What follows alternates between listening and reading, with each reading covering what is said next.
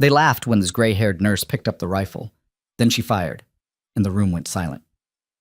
Evelyn Carter stood on the firing line at Iron Crest Tactical Range, her worn cardigan hanging loose over slacks that had seen better decades. Around her, men in expensive tactical gear whispered and smirked. The CEO himself, Victor Hale, stood in the observation booth with his phone already recording, his smile sharp as broken glass. Someone's grandmother wandered in, a competitor muttered. Evelyn adjusted her wire-rimmed glasses. Her hands, steady, unremarkable, wrapped around the rifle Victor had personally selected for her.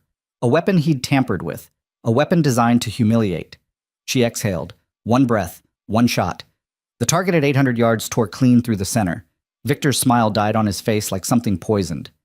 Evelyn lowered the rifle with the casual indifference of someone returning a library book. Thank you for the opportunity. But in that moment, Victor Hale recognized something he thought had been buried 20 years ago. A ghost. A call sign. A woman the military had erased from every database that mattered. If you want to see how this quiet nurse dismantles an empire built on lies, stay with me until the very end. Like this story, and drop a comment telling me what city you're watching from. I want to see how far her truth can travel. The morning had started the way most of Evelyn's mornings did. Quietly, predictably, without fanfare. She'd clocked into Mercy General Hospital at 6 a.m. sharp, tied her graying hair back in a practical bun, and begun her rounds on the 4th floor. The patients knew her. The doctors tolerated her. The younger nurses smiled politely and forgot her name 5 minutes later. She was 63 years old. She walked with a slight limp. She wore the same 3 cardigans in rotation. Nobody looked twice. That was exactly how she preferred it. Mrs. Carter, could you take room 412? Mr. Voss is refusing his meds again. The charge nurse didn't look up from her tablet. Of course. Evelyn took the chart and walked the familiar hallway with the fluorescent lights that hummed just slightly out of tune. Room 412. Gerald Voss, 71, post-surgical infection, stubborn as a rusted bolt. She knocked twice. Entered. Go away, he growled from the bed. Mr. Voss, you know I can't do that. I don't want the damn pills. Evelyn pulled up a chair and sat, her movements unhurried. Then we'll sit here until you do. He glared at her. She met his gaze without blinking, without judgment, just presence. After 30 seconds, he broke. Fine. Give me the damn things. She handed him the cup. He swallowed. She marked the chart. You're a pain in my ass, he muttered. I've been called worse. As she left the room, her phone buzzed. Unknown number. She almost ignored it. She ignored most calls. But something made her glance at the screen. Invitation. Ravenfall Veterans Appreciation Event. Iron Crest Tactical Range. Complimentary entry. Honor our heroes. She deleted it, went back to work. The message came again an hour later, then again at lunch. By the 3rd time, the charge nurse noticed. You getting spammed? Apparently. What is it? Evelyn showed her the screen. The nurse squinted. Iron Crest? That's that fancy shooting range the billionaires use. Victor Hale's place. Why are they messaging you? No idea. You should go. Sounds fun. Evelyn smiled thinly. I don't think so. But the messages didn't stop. By the end of her shift, she'd received 7. The last one included a personal note. Miss Carter, we would be honored to host you. Your service deserves recognition. Please join us this Saturday. Victor Hale, CEO. She stared at the name for a long time. Victor Hale. That name carried weight in Ravenfall City. Defense contractor. Media darling. Philanthropist. A man who'd built an empire selling precision weapons to governments that didn't ask questions. A man with a smile like polished steel and a handshake that crushed bones. A man she'd last seen in a classified briefing room in 2003, when the world was younger and bloodier, and she still believed orders meant something. She deleted the message. But Saturday came anyway. Evelyn told herself she wouldn't go. She spent the morning reorganizing her kitchen cabinets, a task she'd been putting off for months. She watered her plants. She started a load of laundry. By noon, she was standing in her bedroom staring at the closet. Her niece, Hannah, called at 1 p.m. Aunt Ev, you busy? Not particularly. Good, I'm coming over. I need to borrow your good scissors. Hannah arrived 20 minutes later, a whirlwind of energy and oversized sweaters. 26 years old, art school dropout, currently working at a coffee shop and trying to launch a graphic design business from her laptop. She hugged Evelyn hard enough to crack ribs. You look weird, Hannah said, stepping back. Thank you. No, I mean, you look like you're thinking about something. You never think about things. I think all the time. You know what I mean. Hannah flopped onto the couch. What's up? Evelyn hesitated, then handed her the phone with the latest message still on the screen. Hannah read it, blinked, read it again. Holy shit! Victor Hale invited you to his range? Apparently. Why? I don't know. Are you going? No? Why not? Because I'm not interested. Hannah stared at her. Aunt Ev, this is Victor Hale. The Victor Hale. People pay thousands just to stand in the same room as him. Then they're wasting their money. Come on. What's the harm? Free event. You get to see some cool guns, maybe meet some veterans. You were in the service, right? Evelyn's face didn't change. I was a nurse. Still counts. It's not the same. Hannah leaned forward. Aunt Ev, when was the last time you did something fun? Evelyn didn't answer, couldn't answer, because the truth was she didn't remember. Hannah grabbed her hand. Come on, I'll go with you. It'll be an adventure. That's how Evelyn Carter found herself standing outside Ironcrest Tactical Range at 3 p.m. on a Saturday, wearing her least faded cardigan and wondering what kind of mistake she was making. The building looked like a fortress, black steel, tinted glass, a parking lot full of vehicles that cost more than her annual salary. Men in tailored tactical gear moved through the entrance with the confidence of people who'd never been told no. Hannah whistled low. This is insane. We can leave. Absolutely not. Come on. Inside, the air smelled like gun oil and expensive cologne. The lobby was all polished concrete and steel beams with mounted rifles displayed like museum pieces. A woman in a black suit and earpiece stood at the reception desk, scanning badges with mechanical efficiency. Name? Evelyn Carter. The woman's fingers paused on the keyboard. Just for a second. Then she smiled. Professional. Empty. Of course. You're on the VIP list, second floor, mister. Hale is expecting you. Hannah's eyes went wide. Evelyn said nothing. They took the elevator. The doors opened to a sprawling observation deck overlooking multiple firing ranges. Glass walls, leather seating, a bar in the corner serving drinks that probably cost more than Evelyn's rent. And people, dozens of them, all dressed like they were auditioning for a military recruitment ad. A man in his 50s approached, his smile too white, his handshake too firm. Ms. Carter, Victor Hale, thank you for coming. He looked exactly the way she remembered, older, grayer, but the same eyes, the same calculation behind every word. Mr. Hale, please, call me Victor. I'm so glad you accepted the invitation. It's not often we get someone with your background. I was a nurse. Of course, but you served. That matters. He gestured to the range below. We're doing some demonstrations today? Precision shooting, skills competition. I thought you might enjoy watching. I appreciate the invitation. Actually, his smile widened. I was hoping you might participate. The room went quiet. Not completely, but enough that people noticed. Heads turned, conversations paused. Hannah grabbed Evelyn's arm. She doesn't have to. It's entirely optional, Victor said smoothly.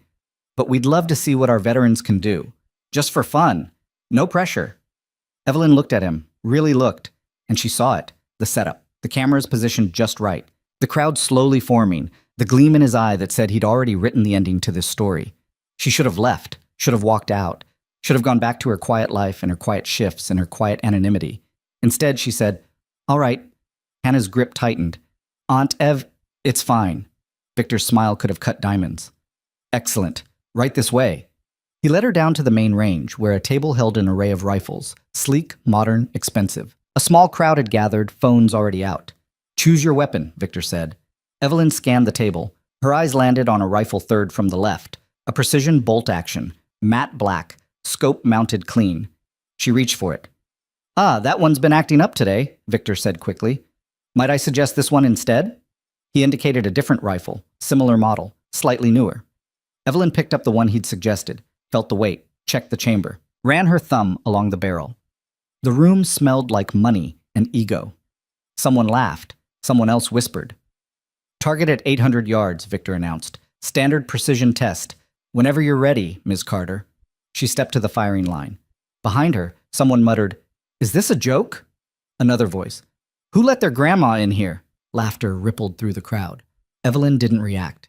She raised the rifle, settled it against her shoulder, felt the familiar weight, the old muscle memory that never really left. She closed her eyes for just a second. 20 years ago, she'd been someone else. Someone with a different name, a different life. Someone who could drop a target at 1,200 yards in a sandstorm while bullets tore through the air around her. But that person was dead, buried, erased from every record that mattered. She opened her eyes, exhaled, let the room fade to nothing. One breath, one shot. The rifle kicked. The sound cracked through the range like thunder. Downrange, the target tore clean through the center. Perfect bullseye. The room went silent. Evelyn lowered the rifle, set it gently on the table, adjusted her glasses. "Thank you for the opportunity," she said quietly. Victor's face had gone pale. He stared at the target display screen where the computer confirmed the shot. 800 yards, dead center, zero deviation. Then his expression shifted, smoothed. The mask slid back into place. Well, that was impressive. But his eyes told a different story. Because in that moment, Victor Hale remembered. A briefing room in Kandahar. A woman in fatigues with a medical patch and a rifle slung across her back. A call sign that made colonels nervous. Spectre. He forced a laugh. "Beginner's luck, perhaps. Care to try again?" Evelyn met his gaze. "No, thank you. I think once is enough." She turned to leave. Hannah rushed to her side. "Holy shit, Aunt Ev, that was incredible. Let's go." They made it to the elevator before Victor's voice called out behind them. "Ms. Carter." She stopped, didn't turn. "You should come back next week. We're hosting a special event, veterans only. It would be an honor to have you." Now she turned, looked at him across the polished floor, past the people with their phones and their whispers. "I'll think about it." She wouldn't, but he didn't need to know that. The elevator doors closed. Hannah exhaled hard. What the hell just happened? Nothing. That wasn't nothing. You just, Aunt Ev, how did you? I used to shoot a long time ago. Used to shoot? That was professional level. It was luck. Hannah stared at her. You're lying. Evelyn didn't answer. They drove home in silence. Hannah dropped her off with a hug and a dozen unanswered questions. Evelyn went inside, locked the door, and stood in her kitchen for a long time. Her phone buzzed. Another message from Victor Hale. "Impressive performance today. I look forward to seeing you again soon. We have much to discuss." She deleted it. But the damage was done. That night, Evelyn couldn't sleep. She lay in bed staring at the ceiling, her mind replaying the shot, the weight of the rifle, the sound, the familiar calm that settled over her like snow. She hadn't fired a weapon in 15 years, hadn't wanted to, hadn't needed to. But her hands remembered, her body remembered. And now, so did Victor Hale. At 2 a.m., she got up, walked to the spare bedroom she never used, opened the closet, pushed aside old coats and boxes of forgotten things until she found it, a locked case buried beneath years of dust. She opened it. Inside, wrapped in cloth, was a single photograph. 5 people in desert fatigues. No names, no unit patches, just faces. Young faces. Faces that had trusted her. Faces that were dead now. She closed the case, locked it, put it back. But she couldn't put the memory back. The next morning her phone rang. Unknown number. She answered out of habit. "Ms. Carter?" A woman's voice, professional, unfamiliar. "Yes?" "This is Amanda Cross from Ravenfall News Network. I'm calling about your performance at Ironcrest yesterday. We'd love to feature you in a segment about..." Evelyn hung up. The phone rang again. Different number. "Ms. Carter, this is..." She hung up, turned the phone off. At work Monday, the whispers started.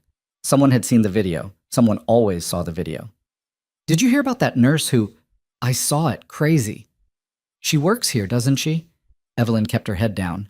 Did her rounds, checked vitals, administered meds, ignored the stares.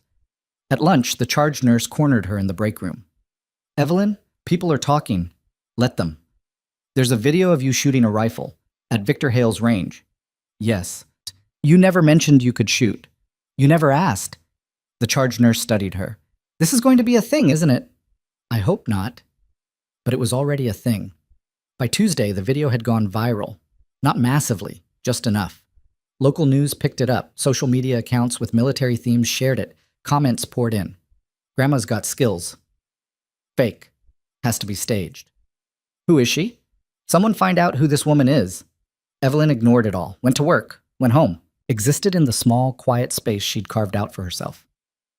Wednesday, Victor Hale called her directly. "Ms. Carter, I hope I'm not disturbing you. What do you want?" "Straight to the point. I appreciate that." His voice was smooth, practiced. "I wanted to extend a formal invitation. We're hosting a Veterans Appreciation Gala this Saturday. High-profile event.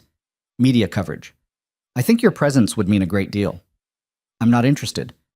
There will be a shooting demonstration, a friendly competition, professionals from around the country. I think you'd enjoy it." "No, thank you." "Ms. Carter, Evelyn, I understand your hesitation, but this is an opportunity to honor your service, to inspire others." "My service was a long time ago. Service like yours doesn't expire." The line went quiet. "I'll send the details," Victor said. "No obligation, but I hope you'll reconsider." He hung up before she could refuse again. Hannah called that night. "Please tell me you're not going to that gala thing." "I'm not." "Good, because I looked into Victor Hale." "Aunt Ev, this guy is shady. Defense contracts with countries that have terrible human rights records, offshore accounts, lawsuits that mysteriously disappear. He's not a good guy." "I know." "Then why did he invite you?" Evelyn didn't answer. Because she didn't know. Or maybe she did, and she didn't want to admit it. Saturday came. She didn't go to the gala. She stayed home, cleaned, read, tried to forget. Her phone buzzed at 8 p.m. A video message. From a number she didn't recognize. She almost deleted it. Almost. Instead, she pressed play. The video showed the gala, bright lights, expensive suits, Victor Hale at a podium, microphone in hand. "Tonight, we honor those who served, those who sacrificed. And we're thrilled to have a special guest who's recently reminded us what true skill looks like." The camera panned to an empty chair. A name card on the table. Evelyn Carter. Victor smiled at the camera. "Unfortunately, Ms. Carter couldn't join us tonight, but we've prepared a small demonstration in her honor." The video cut to the shooting range, a target at 1,000 yards, a rifle on the table, the same one she'd used. A professional shooter stepped up. Military background by the look of him. He fired. Missed the center by 2 inches. Another shooter, missed by 3. Another, 4 inches. Victor's voice narrated. "As we can see, precision shooting at this distance requires exceptional skill, the kind of skill Ms. Carter demonstrated last week. But we wondered, was it truly skill, or perhaps something else?" The camera zoomed in on the rifle. "Upon inspection, we discovered this weapon had a faulty scope, misaligned. Anyone using it should have missed by a significant margin." Evelyn's blood went cold. And yet, Ms. Carter hit a perfect bullseye. Which raises an interesting question. How? The video cut back to Victor at the podium. His smile was razor sharp. "We'd love to invite Ms. Carter back, to demonstrate her abilities again, under controlled conditions, so we can all learn from her remarkable talent." The video ended. Evelyn sat in the dark. Her hands shook, not from fear, from something older, something she'd buried. Her phone buzzed again. Text message. "We need to talk. Tomorrow, noon, Riverside Park. Come alone. VH." She should have ignored it, should have blocked the number, should have walked away. But deep in her chest, something old and cold was waking up. The next morning, she told herself she wouldn't go. She made breakfast, did laundry, reorganized the bathroom cabinet. At 11:45, she got in her car. Riverside Park was nearly empty. Sunday morning, cold, a few joggers, a man walking a dog. Victor Hale sat on a bench overlooking the water, dressed in casual clothes that probably cost more than her car. She sat down beside him, said nothing. "Thank you for coming. What do you want?" He watched the river. "I want to know who you really are." "You already know." Evelyn Carter, 63, registered nurse, lives alone, no family except a niece. Quiet life. Unremarkable. That's correct. Except it isn't. He turned to look at her. "I've been doing some digging. Your records are clean, too clean. Military service, nurse corps, honorable discharge. Nothing remarkable. Nothing classified. Nothing that would explain how a 63-year-old woman with no competitive shooting background can hit a perfect shot at 800 yards with a sabotaged rifle." Evelyn's expression didn't change. "Maybe I'm just good." "Nobody's that good by accident." He leaned closer. "I know who you are. Or rather, who you were. You don't know anything. Phantom Unit Echo, 2001 to 2004, Black Ops, officially disbanded, officially never existed. But I was there, Evelyn. I was part of the oversight committee. I saw the reports. I saw the names." Her jaw tightened, just slightly. "Your call sign was Spectre, combat medic, sniper, one of the best they ever had. And then, suddenly, nothing. You disappeared, record scrubbed, unit erased, like none of it ever happened." She stood. "This conversation is over." "They silenced you." She stopped. "I don't know why. I don't know what you saw or what you did. But they buried you. And you let them." Evelyn turned, looked him in the eye. "What do you want, Victor?" "I want to give you a choice. Walk away. Go back to your quiet life. Or he stood, straightened his jacket. Come work for me. Consulting. Training. Your skills are wasted in a hospital. I'm not interested. You will be. He handed her a card. Because they're watching you now. The video. The attention. You're not invisible anymore. I'll manage. Will you? He smiled. Because I've already received 3 inquiries. Military, private sector. People who recognize what you can do. People who want to know where you've been. Her blood turned to ice. Think about it, Victor said. The offer stands. He walked away, leaving her standing by the water with a business card in her hand and a past she couldn't outrun. That night she got another message. Not from Victor. From a number with a Virginia area code. We know who you are. We need to talk. This is not a threat. This is a warning. She stared at the screen for a long time. Then, for the first time in 20 years, Evelyn Carter unlocked the case in her closet, took out the photograph, looked at the faces, and made a decision. She called the Virginia number at dawn. It rang twice before a man answered. His voice was clipped, professional, devoid of warmth. Miss Carter, thank you for calling back. Who are you? My name is irrelevant. What matters is that we have mutual interests. I doubt that. Victor Hale is dangerous. You know this already. Evelyn stood by her kitchen window, watching the first light creep across the rooftops of Ravenfall City. If this is a recruitment pitch, it's not. This is damage control. A pause. How much do you remember about Operation Sandglass? The name hit her like a punch to the sternum. Her grip tightened on the phone. I see you remember, the man said. Then you know what's at stake. Victor Hale was part of the oversight committee. He signed off on intel that killed civilians, intel you tried to stop. That was 20 years ago. And yet here you are, making noise, drawing attention, reminding people that Phantom Unit Echo existed. I didn't ask for this, but you fired that shot. You put yourself back on the board. His tone sharpened. Victor is not going to let this go. He's already started digging. It's only a matter of time before he connects you to Sandglass. And when he does, he'll try to bury me again. Worse. He'll destroy you publicly, discredit everything you were, everything you did. Evelyn's jaw tightened. What do you want from me? Meet me. Today. Alone. I'll explain everything. Where? The old rail yard on Porter Street, 2 p.m., come unarmed. The line went dead. She stood there for a long moment, the phone still pressed to her ear. Outside, a car honked. A dog barked. The world moved forward like nothing had changed. But everything had changed. She didn't go unarmed. The rail yard sprawled across 5 acres of cracked asphalt and rusted steel, a graveyard for trains that hadn't moved in decades. Evelyn arrived early, parked 3 blocks away, and approached on foot. Old habits.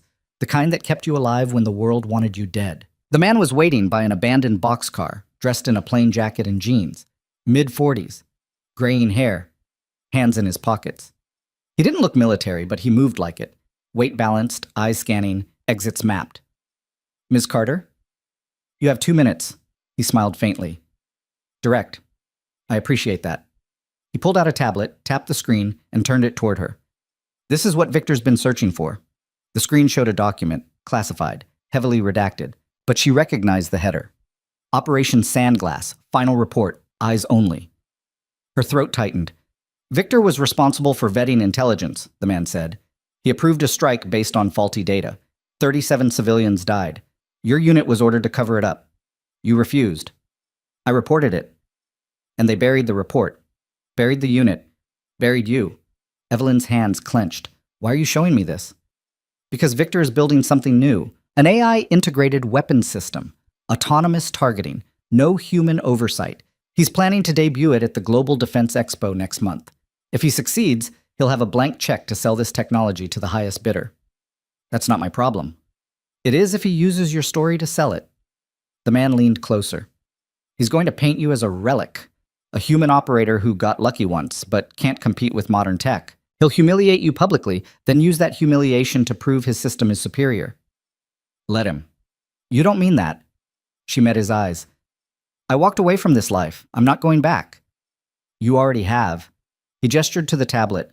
The moment you pulled that trigger, you opened the door. Victor knows who you are. So does everyone else who was watching. You can't close it now. Who are you working for? People who don't want Victor Hale to succeed. That's not an answer. He powered off the tablet.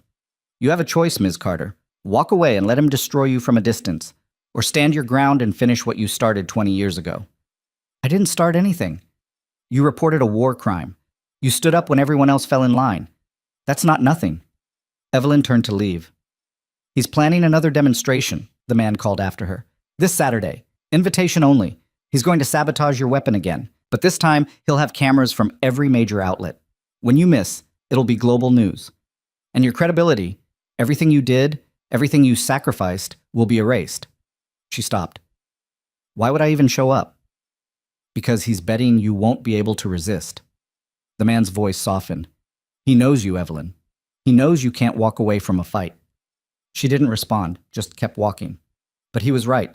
Hannah ambushed her at the hospital the next day during lunch break. She burst into the staff room holding her phone like a weapon. Aunt Ev, you need to see this.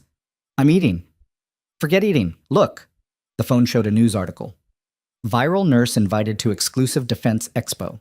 Showdown with AI weapons system planned. Evelyn set down her sandwich. Where did you get this? It's everywhere. Social media, news sites. Victor Hale's company just put out a press release. They're framing it as human skill versus artificial intelligence. And you're the human. I never agreed to this. That's what I said. Hannah dropped into the chair across from her. This guy is using you. He's setting you up. I know. So what are you going to do? Evelyn picked up her sandwich again, took a bite, chewed slowly. Aunt Ev, I'm thinking. Well, think faster, because if you don't respond, he's going to control the narrative. He'll make you look like a coward. I don't care what he makes me look like. Yes, you do. Hannah's voice dropped.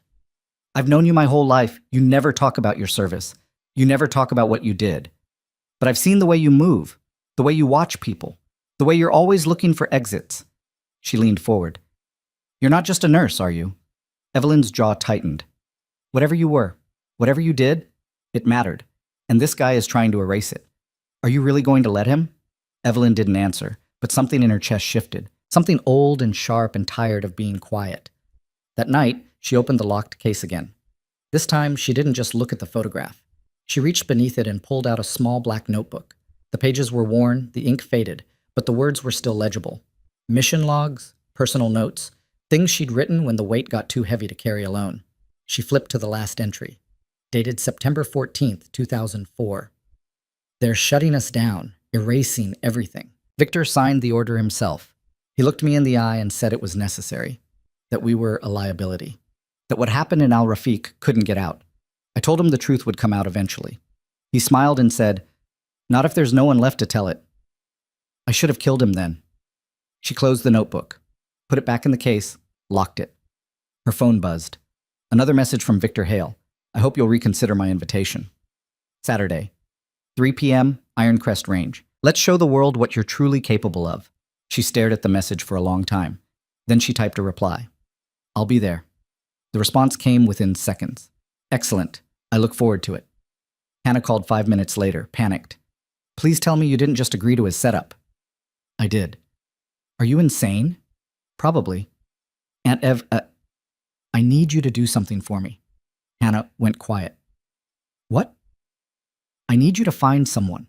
A journalist. Someone who isn't afraid of Victor Hale. Someone who'll dig into Operation Sandglass if I give them a reason to. What's Operation Sandglass? Something that should have ended Victor's career 20 years ago.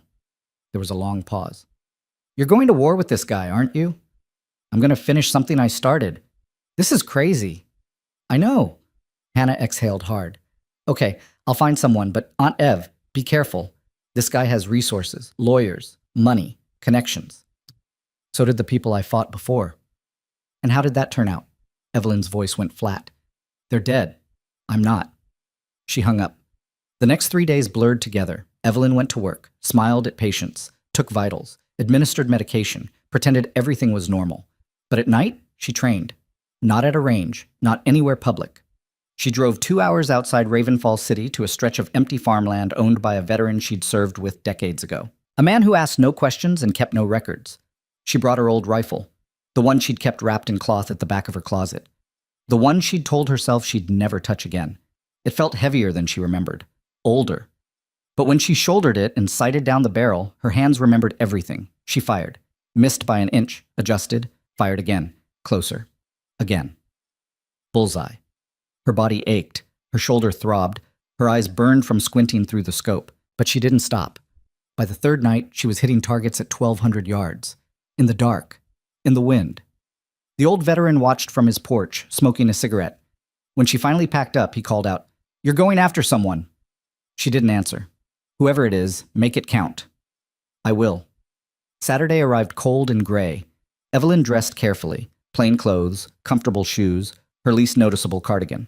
She drove to Ironcrest Range alone. Hannah had wanted to come, but Evelyn refused. This isn't a spectator sport. Then what is it? A reckoning. The parking lot was full. News vans lined the street, cameras on tripods, reporters with microphones. A crowd had gathered outside the entrance, held back by security. Evelyn walked through them without making eye contact. Inside, the lobby was packed. Investors, military personnel, journalists, all here to see the show. Victor Hale stood near the observation deck, surrounded by cameras. When he saw her, his smile could have powered a city. "Miss Carter, you came." "I said I would." "Indeed." He gestured to the deck. "Shall we?"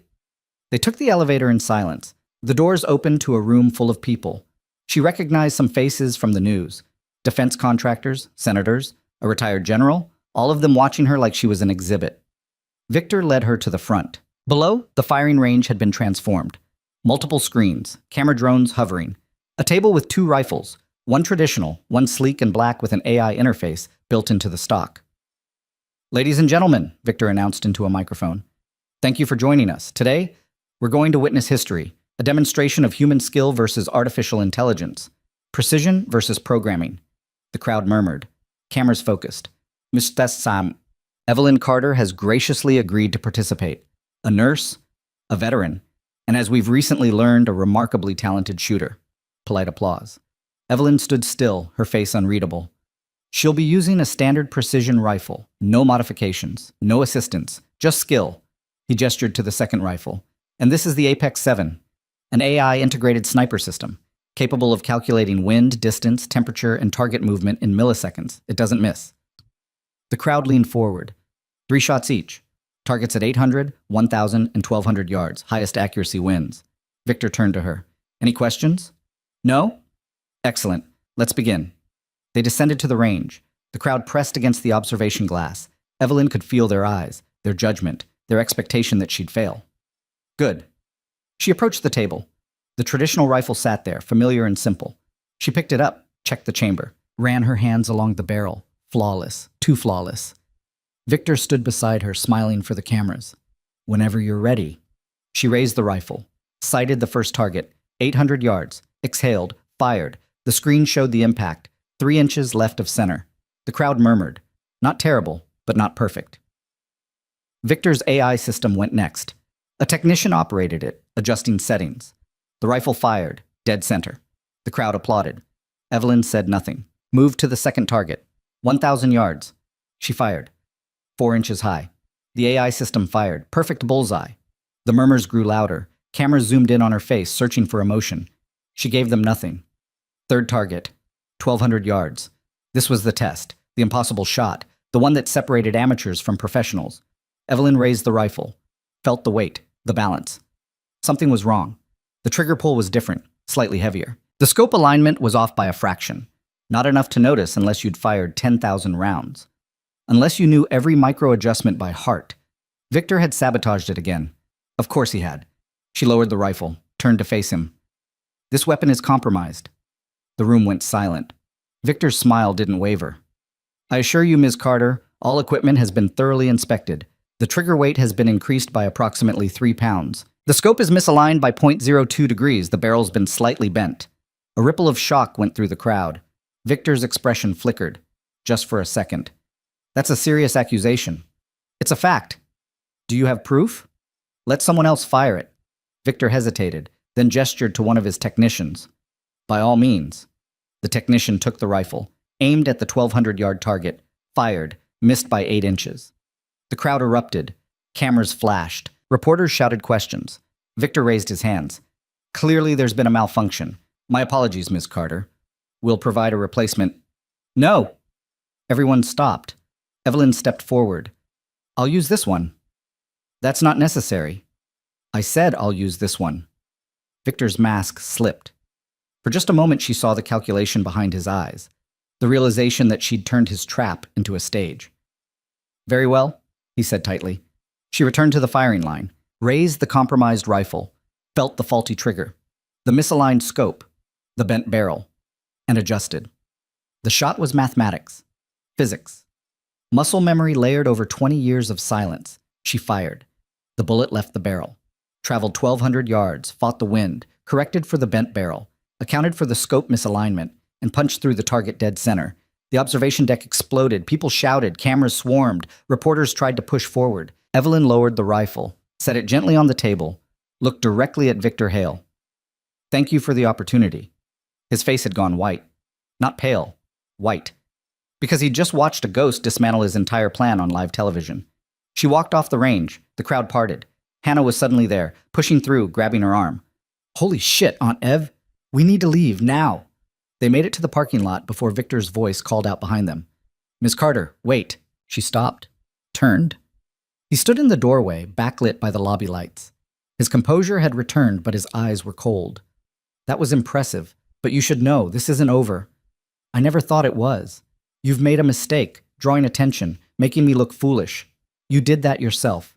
His smile was sharp enough to draw blood. I tried to be civil. I offered you a way out. But if you want war, I don't want anything from you.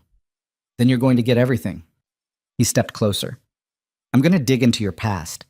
Every classified file, every redacted report, every person you served with, and when I'm done, the world will know exactly who Evelyn Carter really is. Good. He blinked. What? Dig, please. I want you to. His expression shifted, uncertain now. Because when you start digging into my past, you're going to find Operation Sandglass. And when you find Sandglass, you're going to find your signature on the orders that killed 37 civilians. Orders you've spent 20 years hiding. Victor's jaw tightened. You can't prove that. Can't I?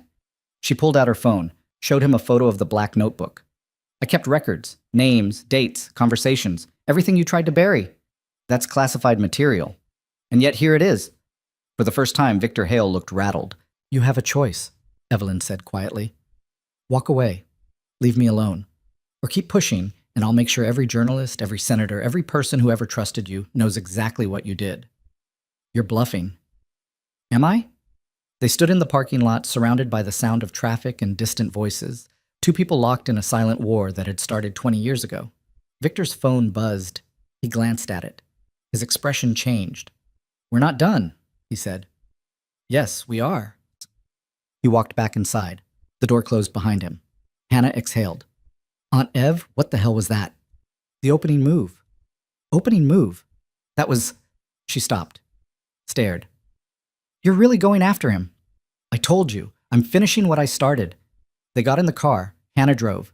Evelyn sat in the passenger seat, watching the city slide past. Her phone buzzed. Text message. Unknown number. Impressive performance. But you've just painted a target on your back. They're coming for you now. Virginia. She deleted the message. 3 blocks away, a black SUV pulled out of a side street and began following them. Hannah noticed first. Aunt Ev, that car, I see it.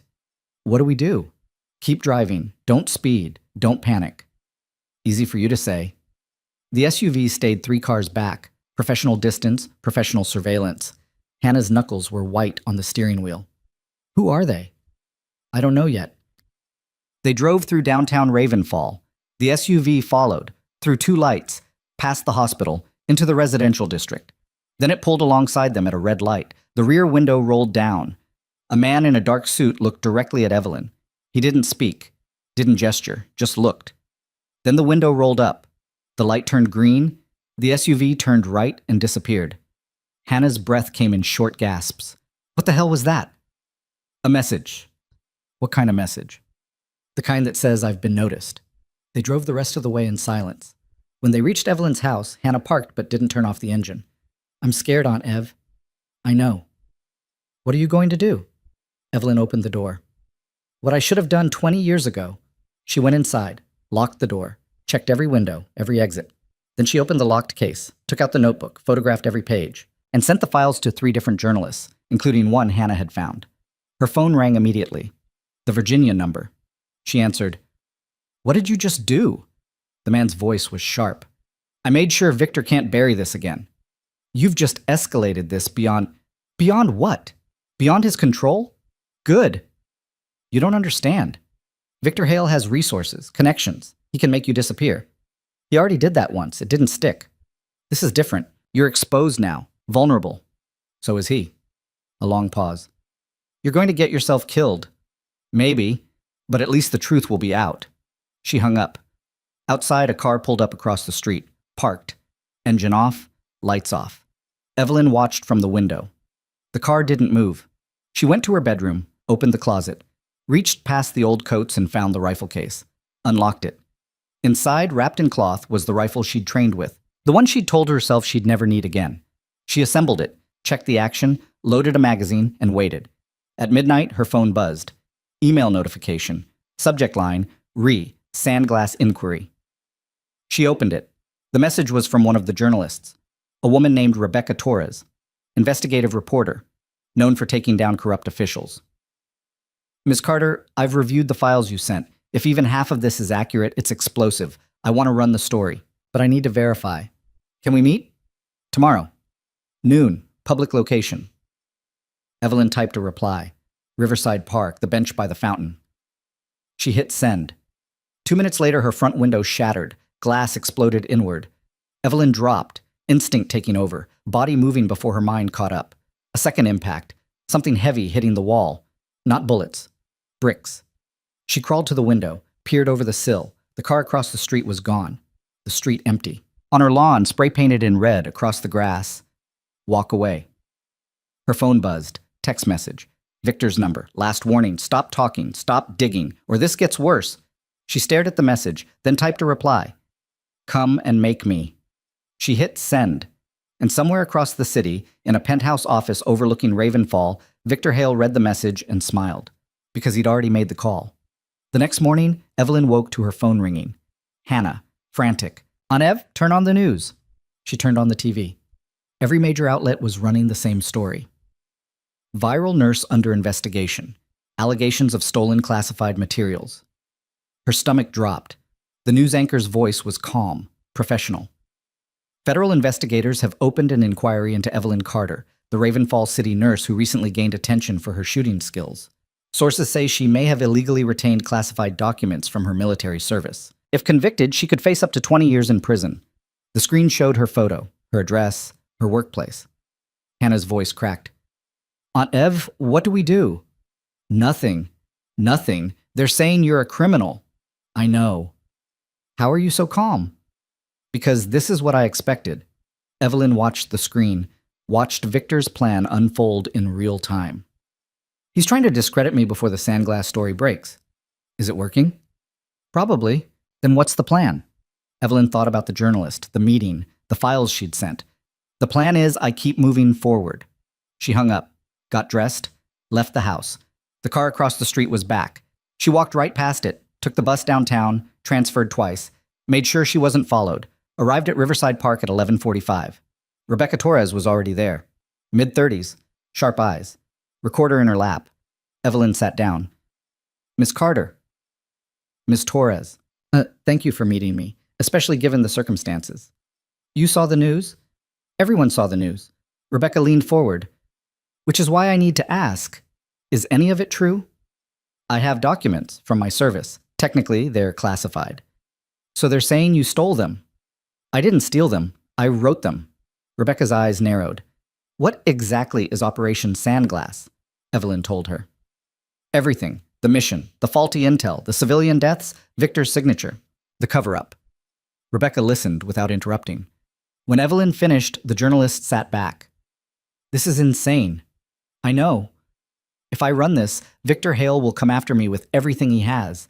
I know that too. Rebecca studied her. Why are you doing this after 20 years? Why now? Evelyn looked out at the river. Because I'm tired of being quiet. And because he gave me no choice. Rebecca nodded slowly. Okay, I'm in. But I need corroboration, other witnesses. Someone who can verify your story. Most of them are dead. Then we need to find the ones who aren't. Evelyn pulled out her phone, scrolled through her contacts, stopped on a name she hadn't called in 15 years. Marcus Vale, former teammate, Phantom Unit Echo. She dialed. It rang 4 times. Then a voice answered, rough, cautious. Yeah? Marcus, it's Spectre. A long silence. Jesus Christ, Evelyn? I need your help. Another pause. With what? Taking down Victor Hale. Marcus laughed. Low. Bitter. You always did think big. Will you help? Are you insane? That man has enough dirt on me to... He has dirt on all of us. That's why we need to move first. Evelyn, please. The line went quiet. She could hear him breathing, thinking. Finally, where are you? Ravenfall City. I'll be there in 6 hours. He hung up. Rebecca watched her. Who was that? Someone who knows the truth. They parted ways. Evelyn took a different route home. 3 buses, 2 cabs. Made sure she was clean. When she finally reached her street, 3 police cars were parked outside her house. Officers stood on her lawn. One was taking photos of the spray paint. Another was interviewing a neighbor. Evelyn kept walking, didn't slow down, turned the corner.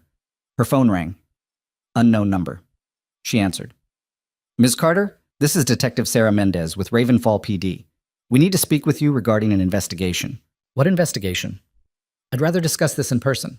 Can you come to the station? Am I under arrest? Not at this time, but we do have questions. Evelyn hung up. Her phone rang again immediately. Different number. Ms. Carter, this is Agent Brooks with the FBI. We need to talk about the classified materials you... She hung up. The phone kept ringing. Different numbers. Different agencies. All with the same message. Victor was tightening the noose. She turned off the phone. Kept walking. 6 blocks away, she ducked into a coffee shop. Bought a drink she didn't want. Sat in the back corner where she could watch the door. Marcus arrived at 7 p.m. She spotted him through the window. Older, grayer, but still moving like a soldier. He came in, scanned the room, found her. Sat down across from her without a word. You look like hell, he said. So do you. He smiled faintly. Victor really has you in a corner, doesn't he? He thinks he does. What's the play? We go public, all of it, sandglass, the cover-up, everything. And then what? We end up in prison for disclosing classified ops? Maybe. Or maybe the truth matters more than what happens to us. Marcus stared at her. You really believe that? I have to. He shook his head. You haven't changed. Neither have you. They sat in silence for a moment. Then Marcus leaned forward. There's something you should know. About Victor. What? He's not just trying to discredit you. He's planning something bigger. Marcus glanced around, lowered his voice. I still have contacts, people who owe me. Word is Victor's AI system, the one he demoed today, it's not just for defense contracts. Then what's it for? Autonomous kill decisions. He's selling it to governments that don't want human accountability. Fire and forget. No witnesses. No guilt. Evelyn's blood ran cold. How many has he sold? At least 3 contracts. Middle East, Eastern Europe, Southeast Asia. When do they deploy? Next month, right after the Defense Expo. She sat back, the weight of it settling over her. We can't stop this with a news story, Marcus said. We need proof. Hard evidence. Something that links Victor directly to illegal arms sales. Where do we get that? His servers, his company headquarters. But it's a fortress. Security, cameras, armed guards. Then we go in anyway. Marcus laughed. With what? The 2 of us? We're not 20 anymore, Spectre. No, but we're smarter. He studied her face, then nodded slowly. All right, I'm in. But we need a plan. I have one. Does it involve not dying? Mostly. They spent the next 2 hours planning. Marcus knew the layout of Victor's headquarters. He'd done contract work there years ago. Evelyn knew the security protocols. Between them, they mapped out an entry point, a timeline, an exit strategy that probably wouldn't work, but was better than nothing. At 9 p.m., Marcus left to gather equipment. Evelyn stayed in the coffee shop, nursing cold coffee and watching the door. Her phone, still off, sat on the table like a loaded gun. She turned it on. 37 missed calls, 14 voicemails, 63 text messages. Most were threats. Some were warnings. A few were from Hannah, begging her to call back. And one was from Victor. Tomorrow, noon, my office. Come alone. Let's end this civilly. She stared at the message, then typed a reply. I'll be there. Because she would be. Just not the way he expected. She didn't sleep that night. Sleep was a luxury people like her couldn't afford when the walls were closing in. Marcus returned at 4 a.m. with a duffel bag that looked like it had survived 3 wars. He dropped it on the floor of the motel room Evelyn had rented under a fake name 2 miles from her house. Inside, 2 suppressed handguns, a laptop with encryption software that probably violated 6 federal laws, climbing gear, and what looked like homemade EMPs wrapped in duct tape. Where did you get this stuff? You don't want to know. Marcus sat heavily on the bed. I also called in a favor. Got us schematics for Victor's building, updated security rotations, guard schedules.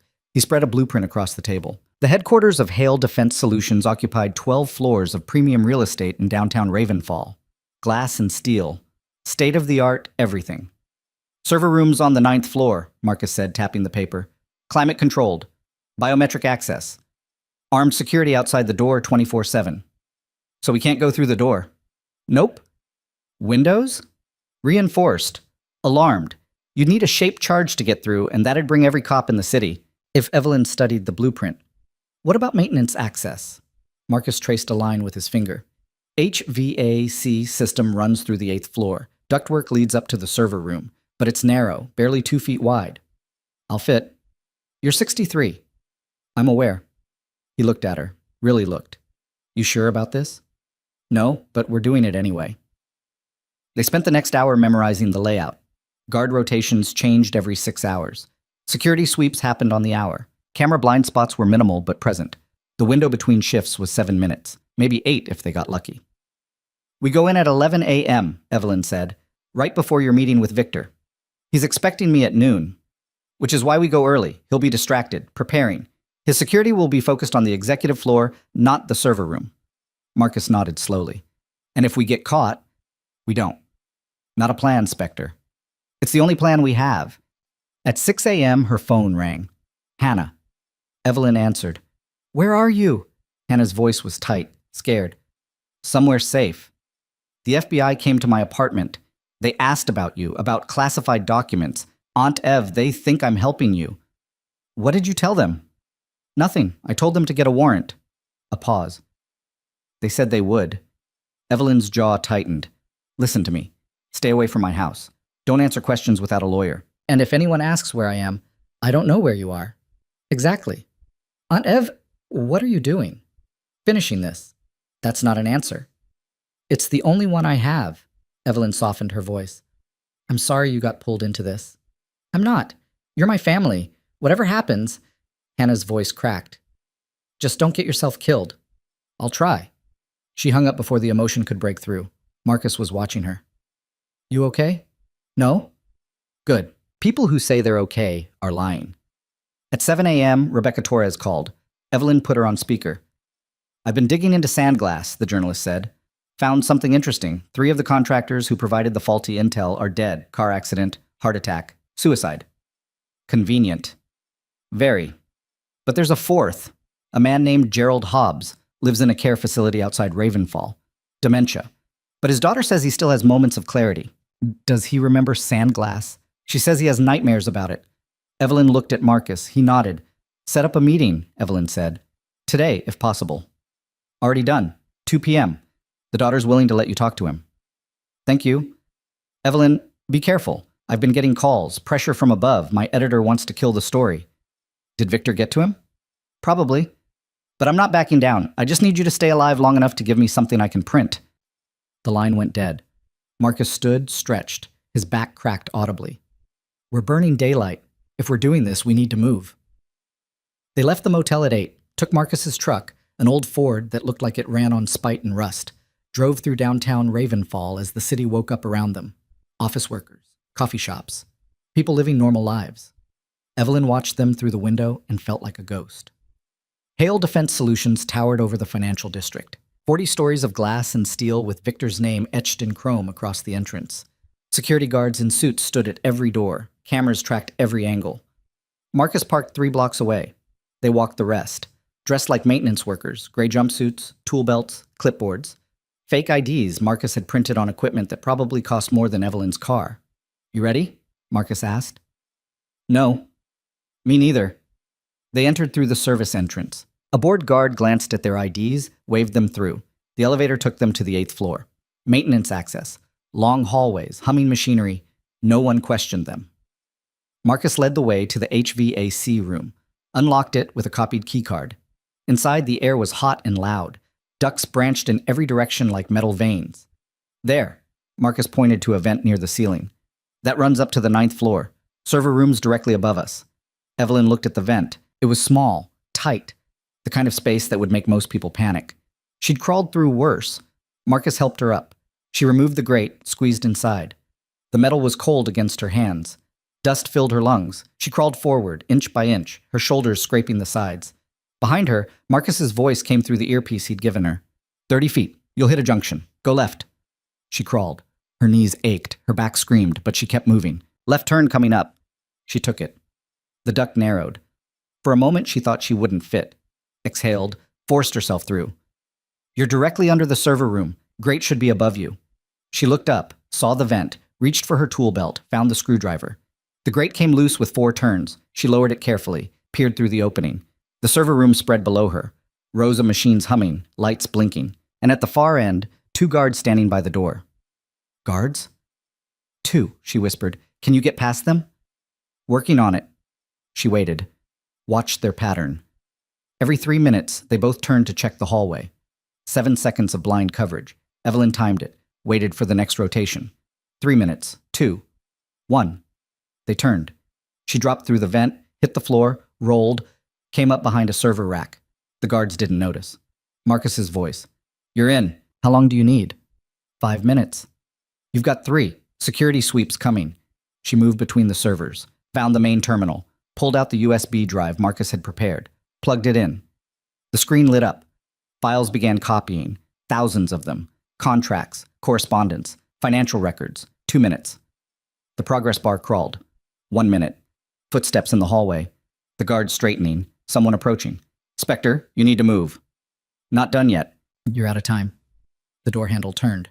The progress bar hit 90%. 95. The door opened. 100%.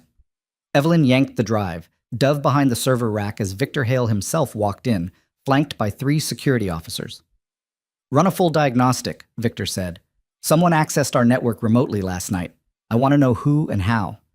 Evelyn's heart hammered. She was 10 feet from him, pressed against cold metal, barely breathing. Marcus's voice. Spectre, what's happening? She couldn't answer, couldn't move.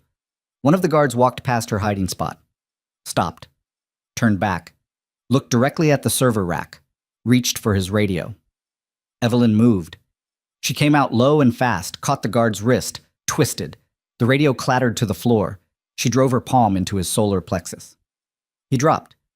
The other guards reacted, reached for weapons, too slow. Evelyn grabbed the fallen guard's baton, swung, caught the second guard across the jaw. He went down hard. The third guard got his gun out, aimed. Victor screamed, "Don't shoot! You'll hit the servers!" The hesitation cost him. Evelyn closed the distance, deflected the weapon, brought the baton down on his collarbone. Something cracked. He screamed. Victor backed toward the door. His face had gone from shock to something colder. Who are you? You know exactly who I am. Spectre. He said it like a curse. You're dead. You've been dead for 20 years. Apparently not. She moved toward him. He scrambled backward. Security! He shouted into the hallway. Server room, now! Alarms blared. Red lights flashed. Marcus's voice. Spectre, entire building's locked down. You need to get out. Working on it. She ran for the vent, jumped, grabbed the edge, pulled herself up. Below, Victor stared at her. You can't escape. Every exit is sealed. Watch me. She crawled back through the duct. Faster now. Her body screaming. Behind her, boots pounded, voices shouted, Marcus, I'm coming back down. Negative. They're flooding the 8th floor. You need another exit. There is no other exit. Roof. Go up, not down. She found a junction, went up instead of down. The duct angled steep.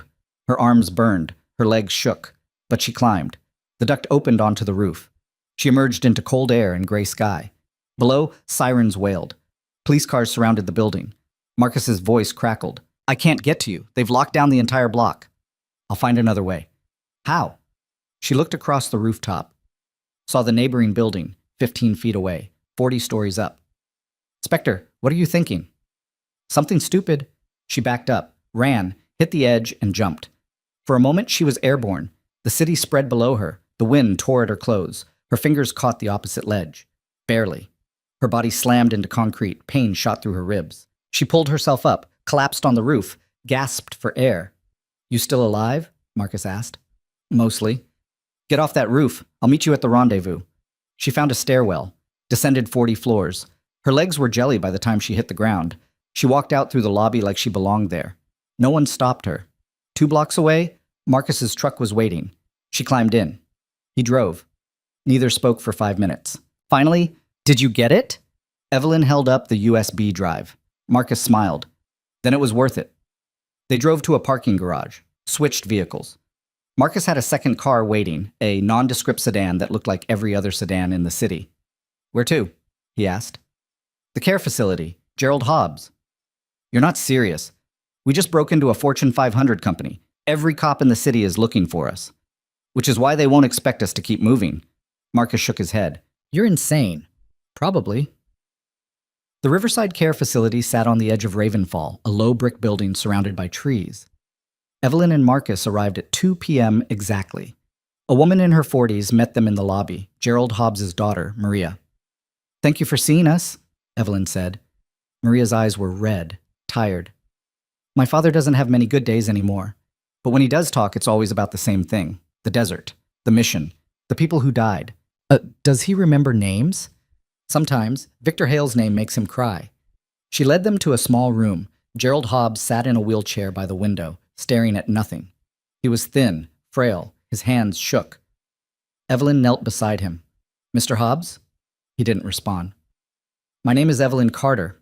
I was part of Phantom Unit Echo, Operation Sandglass. His head turned slowly, his eyes focused. Sandglass? Yes. They said it never happened. They lied. Gerald's eyes filled with tears. I gave them the coordinates, the intel. I told them it was a civilian target. But they said, his voice broke. They said it didn't matter. Who said that? Hale. Victor Hale. Gerald's hands clenched. He said collateral damage was acceptable, that the mission came first. Did you document this? I tried. I wrote reports, but they disappeared. Everything disappeared. Maria touched her father's shoulder. Dad, tell them about the recording. Gerald looked confused. Recording? You told me. Last month. You said you kept a recording. His face cleared, just for a moment. The briefing. I recorded the briefing on a tape recorder. Old equipment. I hid it. Evelyn leaned closer. Where? Storage unit in Millbrook, Unit 42. The key. He fumbled at his neck, pulled out a chain with a small key. I kept it, in case anyone ever asked. Maria took the key, handed it to Evelyn. If this helps bring down the people who did this, take it. It will. They left the facility at 3 p.m., drove north to Millbrook, found the storage complex. Unit 42 was small, dusty, filled with boxes. Marcus started searching. If there's a tape in here, it's buried. They tore through boxes. Old files, personal effects, things Gerald Hobbs had saved from a life he couldn't remember anymore. Evelyn found it in the third box from the back, a cassette tape in a plastic case, labeled in faded ink, Sandglass Brief, September 12th, 2003. She held it up. Marcus exhaled.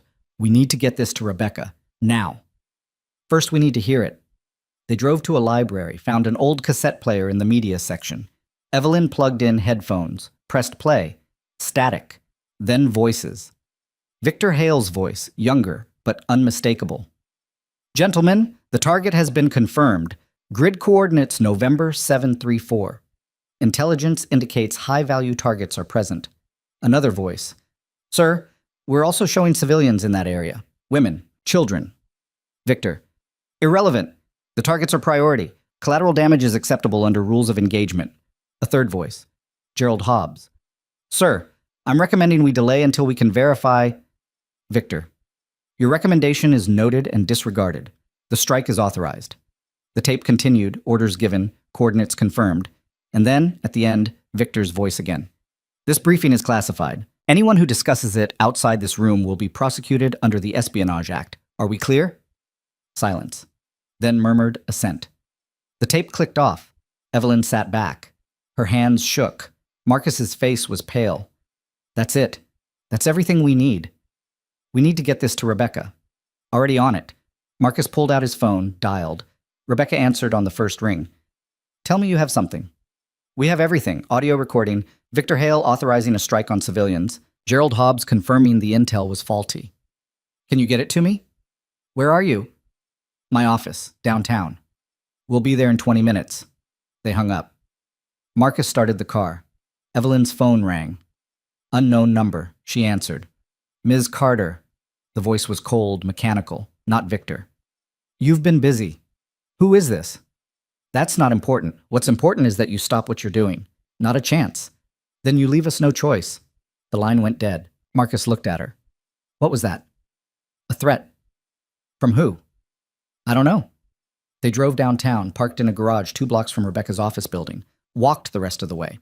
The streets were crowded, rush hour traffic, people everywhere. Marcus's phone buzzed. He checked it. His face changed. What? He showed her the screen. News alert. Breaking. Journalist Rebecca Torres found dead in office. Apparent suicide. Evelyn's blood turned to ice. They ran. Rebecca's office was on the 5th floor. They took the stairs, burst through the door. Police were already there, yellow tape, detectives, a body covered with a sheet. Evelyn's legs almost gave out. A detective turned. This is a crime scene. You need to leave. We were supposed to meet her, Evelyn said. We had information. Ma'am, I need you to step outside. Marcus grabbed her arm, pulled her back into the hallway. They killed her, Evelyn whispered. They killed her to stop the story. We don't know that. Yes, we do. Her phone buzzed. Text message. Victor's number. I warned you. This could have ended differently, but you insisted on making this personal. Now people are dying. How many more before you stop? Rage boiled through her, pure and white hot. She called him. He answered immediately. Evelyn, you killed her. I did no such thing. The police will find she took her own life. Very tragic. The pressure of investigative journalism can be overwhelming. You're a murderer. I'm a businessman, and you're a woman who won't let the past stay buried. His voice hardened. Walk away, now, or the next death will be someone closer to you. Is that a threat? It's a promise. I know where your niece lives, where she works, who she talks to. Evelyn's hand tightened on the phone. Touch her, and I'll kill you. No, you won't, because you're not that person anymore. You're a nurse, a civilian, someone who gave up the fight 20 years ago. I never gave up. You took it from me. And I'll do it again. He paused. Tomorrow, the Global Defense Expo. I'm unveiling the Apex 7 system to the world. Investors, military leaders, heads of state. And you're going to be there. Why would I? Because I'm going to make you an offer, publicly, in front of everyone. A position with my company. Consulting. Training. A chance to be part of the future instead of clinging to the past. I'll never work for you. Then you'll refuse. In front of cameras. In front of the world. And I'll paint you as a bitter old woman who can't accept that she's obsolete. This is your plan? Public humiliation? This is my insurance. Because if you refuse, I'll make sure everyone knows about the classified documents you stole, the reporters you contacted, the break-in at my headquarters. His voice dropped. And I'll make sure Hannah Carter is implicated. Aiding and abetting. Conspiracy. She'll spend the next decade in federal prison. Evelyn's vision blurred. You bastard. 10 a.m. Grand Ballroom, Downtown Convention Center. Don't be late. He hung up. Marcus was watching her. What did he say? He wants me at the Defense Expo. Tomorrow. Public event. It's a trap. Of course it is. So we don't go. Evelyn looked at him. We have to. Why? Because he threatened Hannah. And because he's going to sell that AI system to people who will use it to kill without accountability, we have to stop him. How? We lost our journalist. Our evidence means nothing if no one will publish it. Evelyn stared at the police tape. The covered body, the end of their best chance. Then her phone buzzed again. Different number. A text message. I saw what happened to Rebecca. I'm sorry. But I'm not backing down. Send me everything you have. I'll run the story. Julia Reeves. Ravenfall in Independent. Hope flickered. Evelyn showed Marcus. He read it. You trust her? Do we have a choice? They went to a secure location, an old friend of Marcus's who had equipment that could encrypt and transmit files without being traced. Uploaded everything. The cassette recording, the documents from Victor's servers, Gerald Hobbs's testimony. Sent it to Julia Reeves with a single message. Run this. Tomorrow. Before the expo. The response came back within minutes. I will. Be safe. They spent the night in a different motel. Different names, different car. Evelyn couldn't sleep.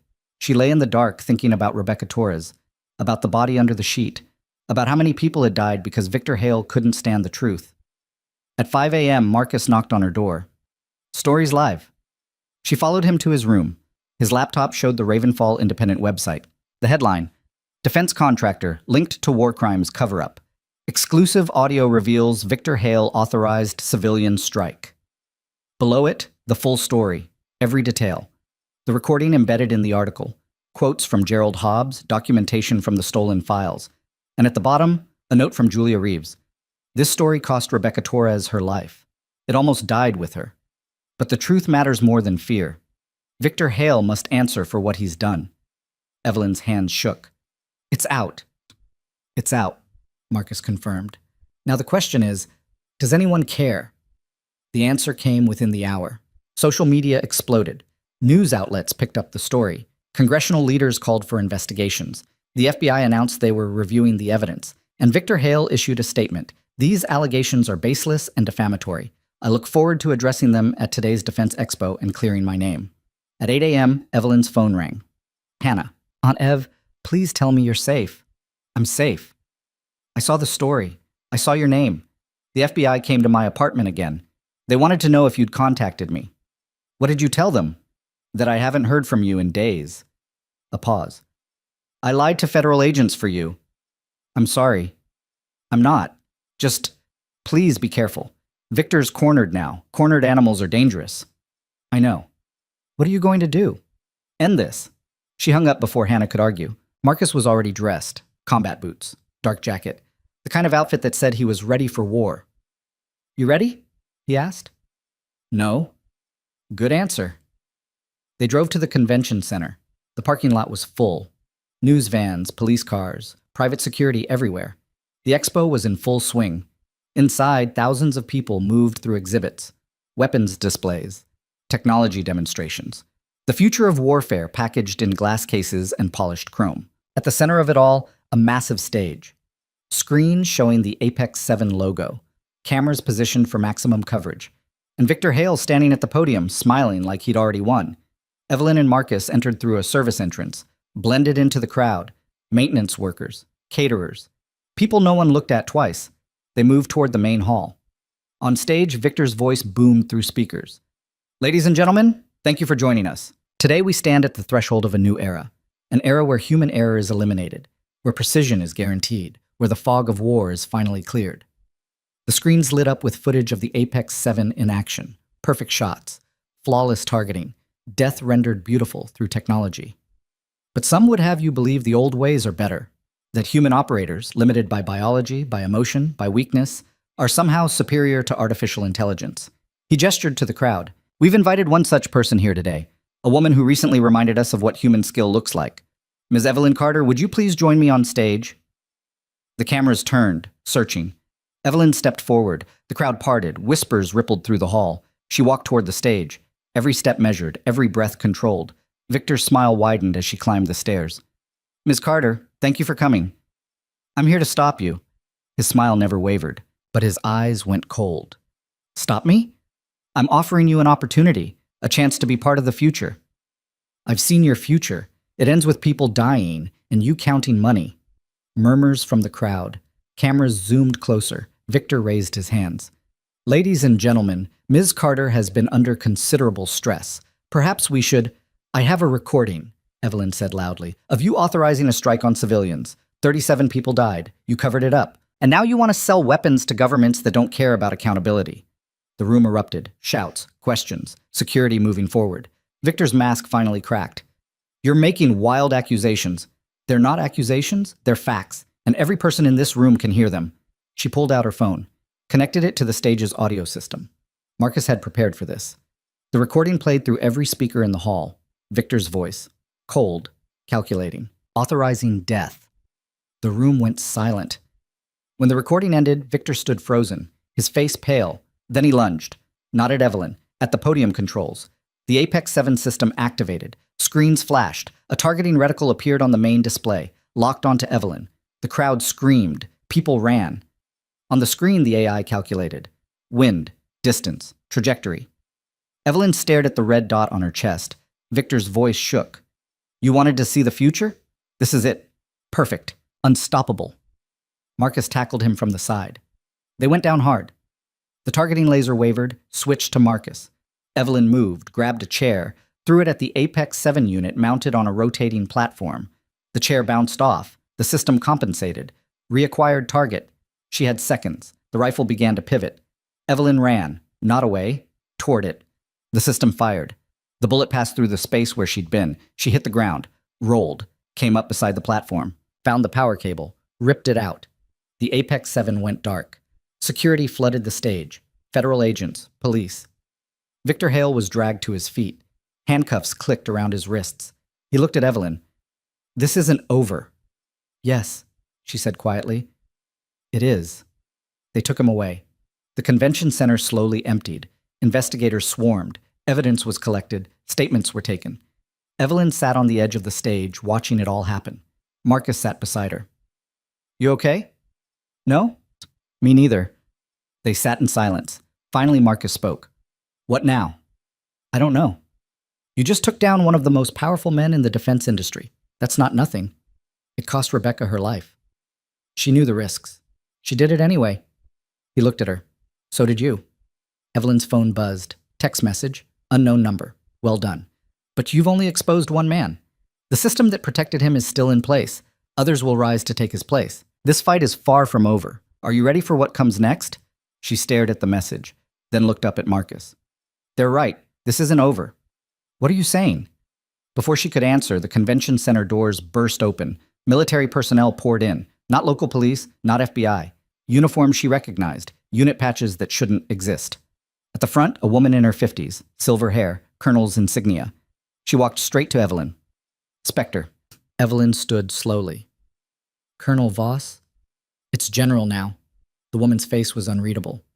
"We need to talk. About Phantom Unit Echo. About what really happened. And about why we're reactivating you." Evelyn stared at the woman who'd just spoken her call sign. A name she hadn't heard in 2 decades. A rank that shouldn't exist anymore. "I'm not being reactivated," Evelyn said. "I was discharged. Honorably." General Voss's expression didn't change. "Your discharge papers were part of the cover-up. Phantom Unit Echo was never officially disbanded. It was buried. There's a difference." Marcus stepped between them. "Who the hell are you people?" "Joint Special Operations Command. We've been tracking Victor Hale for 3 years, waiting for the right moment to move." Voss's eyes stayed locked on Evelyn. "You just gave us that moment. I'm not interested in being part of your operation. You already are. The moment you broke into Hale's servers and stole classified intel, you became a federal suspect. The moment you released that recording, you became a witness. And the moment you stood on that stage and let an autonomous weapons system target you," Voss gestured to the armed soldiers surrounding them, "you became an asset we can't afford to lose." Evelyn's hands clenched. "You can't just conscript civilians. You're not a civilian. You never were." Voss pulled out a tablet, tapped the screen, turned it toward Evelyn. The document showed her service record. Not the sanitized version the public could access. The real one. Black Ops missions. Kill counts. Commendations that carried no names. And at the bottom, a status designation that made her blood run cold. Operative status, inactive/recalled as needed. "That signature at the bottom?" Voss said. "That's yours. From 2004. You agreed to reactivation protocols if national security required it. I was 20 years younger and a hell of a lot more naive." "Doesn't change what you signed." Evelyn looked at Marcus. He was watching the soldiers, counting them, mapping exits, old habits. "What do you want from me?" she asked. "Victor Hale is in custody, but he's not the only problem. We've identified 17 other defense contractors running similar operations. Autonomous weapons, illegal arms sales, AI systems with zero accountability." Voss powered off the tablet. "You exposed one. We need you to help us dismantle the rest. Find someone else." "There is no one else. You're the only operator who's survived contact with these systems and lived to document their weaknesses. You understand how they think because you think the same way." "I'm a nurse." "You're a soldier pretending to be a nurse." Voss's voice hardened. "And right now, soldiers are what we need." Before Evelyn could respond, a commotion erupted near the entrance. Federal agents were escorting someone in. A man in an expensive suit flanked by lawyers. Not Victor. Someone older. Grayer. Senator Harrison Blake, Defense Committee Chairman, one of the most powerful men in Washington. He walked straight to Voss, ignored Evelyn completely. "General, I need a word." "Senator, this isn't I don't care what it is." We need to contain this situation before it becomes an international incident. Blake's eyes flicked to Evelyn. Is this the woman? Ms. Carter, yes. Blake studied her the way someone might examine a malfunctioning piece of equipment. You've caused quite a mess, Ms. Carter. The Defense Department is fielding calls from allies who've purchased Hale Defense Systems equipment. They want answers, reassurances, proof that our military technology isn't compromised. Maybe they should have asked those questions before buying weapons from a war criminal. Blake's jaw tightened. Victor Hale is one man. His company employs 12,000 people. His contracts support critical defense infrastructure across 40 countries. Your little crusade has put all of that at risk. My crusade exposed the truth. Your crusade has destabilized a carefully balanced system. Blake stepped closer. Do you have any idea how many backroom deals, how many classified agreements, how many diplomatic relationships depend on maintaining confidence in contractors like Hale? I don't care. You should, because if this spirals, if other countries start pulling contracts, if investors lose faith in American defense technology, people die. Not the guilty, the innocent, soldiers in the field who depend on equipment that suddenly isn't there. Evelyn met his gaze. Then maybe the system needs to be destabilized. Blake's expression went cold. General Voss, I'm invoking oversight authority. Ms. Carter is to be detained pending a full security review. No contact with media. No communication with outside parties. Indefinite hold. Voss's face remained neutral. Sir, that's non-negotiable. She's compromised classified operations and endangered national security. Lock her down. Two soldiers moved forward. Marcus shifted. His hand went to his waistband. Evelyn caught his eye, shook her head slightly. The soldiers took her arms, not rough, but firm. This is illegal, she said quietly. Blake smiled. Illegal requires proof, and proof requires documentation that will be classified at a level you'll never see. He turned to Voss. Get her out of here, and make sure she understands. Cooperation is her only option. They led her out through a service corridor. Marcus tried to follow. A soldier blocked his path. Let him come, Evelyn said. The soldier looked at Voss. The general hesitated, then nodded. They were taken to an unmarked SUV, driven through downtown Ravenfall in silence. The city moved past the windows. Normal people living normal lives, unaware that underneath it all, the machinery of power was grinding someone down for telling the truth. The vehicle stopped at a nondescript building on the edge of the industrial district. No signs, no markings, just concrete and steel. Inside, fluorescent lights, long hallways, doors with numeric keypads. They passed rooms with observation windows, interrogation spaces by the look of them. All empty. Evelyn was taken to a room at the end of the hall. Small table, 2 chairs. Camera in the corner. Marcus was separated, taken somewhere else. The door closed, locked. She sat down and waited. 20 minutes passed, then 40. An old interrogation technique. Let the subject stew. Build anxiety, soften them up. Evelyn closed her eyes and regulated her breathing. She'd been through worse. The door opened. General Voss entered alone, sat across from her. Senator Blake is a problem, Voss said without preamble. Notice that. He's been on Hale's payroll for 6 years. We have the bank records, campaign contributions, speaking fees, a house in the Caymans that mysteriously appeared in his wife's name. Evelyn opened her eyes. You're telling me this why? Because Blake is going to try to bury you. He'll classify everything you did, everything you found, and lock it away where no one can touch it. Then he'll make you disappear into the federal system. Charged with espionage, theft of classified materials, you'll spend the rest of your life in a cell. So stop him. I can't. Not directly. He has too much power, too many connections.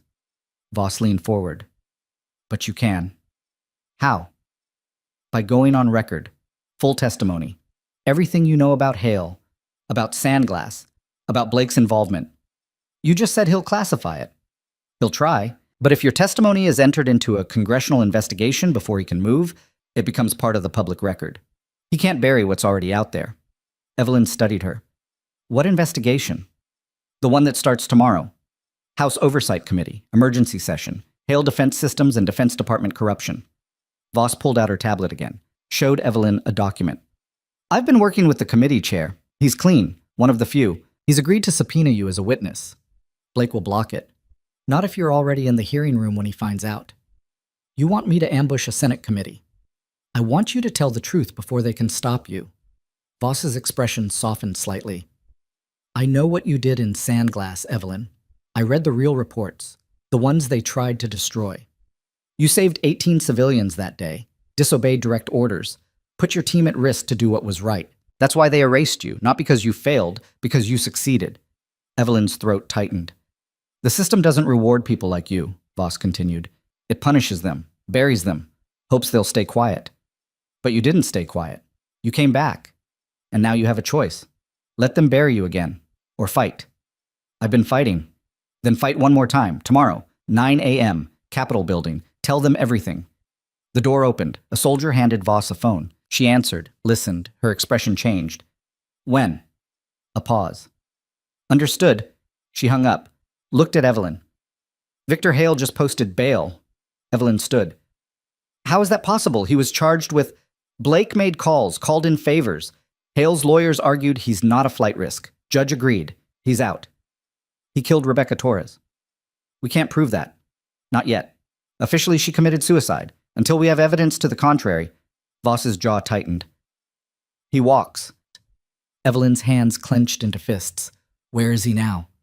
Unknown. He left the federal courthouse 20 minutes ago. We've lost his trail. He's running. Probably. We've frozen his assets, flagged his passport. But a man with his resources can disappear. Evelyn moved toward the door. I need to leave. You're still technically in custody. Then arrest me or let me go. Voss studied her for a long moment, then stepped aside. Evelyn walked out, found Marcus in another room down the hall. He stood when he saw her. We leaving? We're leaving. They made it to the parking lot before Voss caught up. She handed Evelyn a phone. Burner. Untraceable. My number's programmed in. If you find Hale before we do, call me. Don't engage. He's desperate now. That makes him dangerous. Evelyn pocketed the phone. I'll keep that in mind. Evelyn. Voss's voice stopped her. Tomorrow, 9 a.m. Please be there. I will. They took Marcus's truck, drove in silence for 10 minutes before Marcus spoke. Where are we going? I don't know.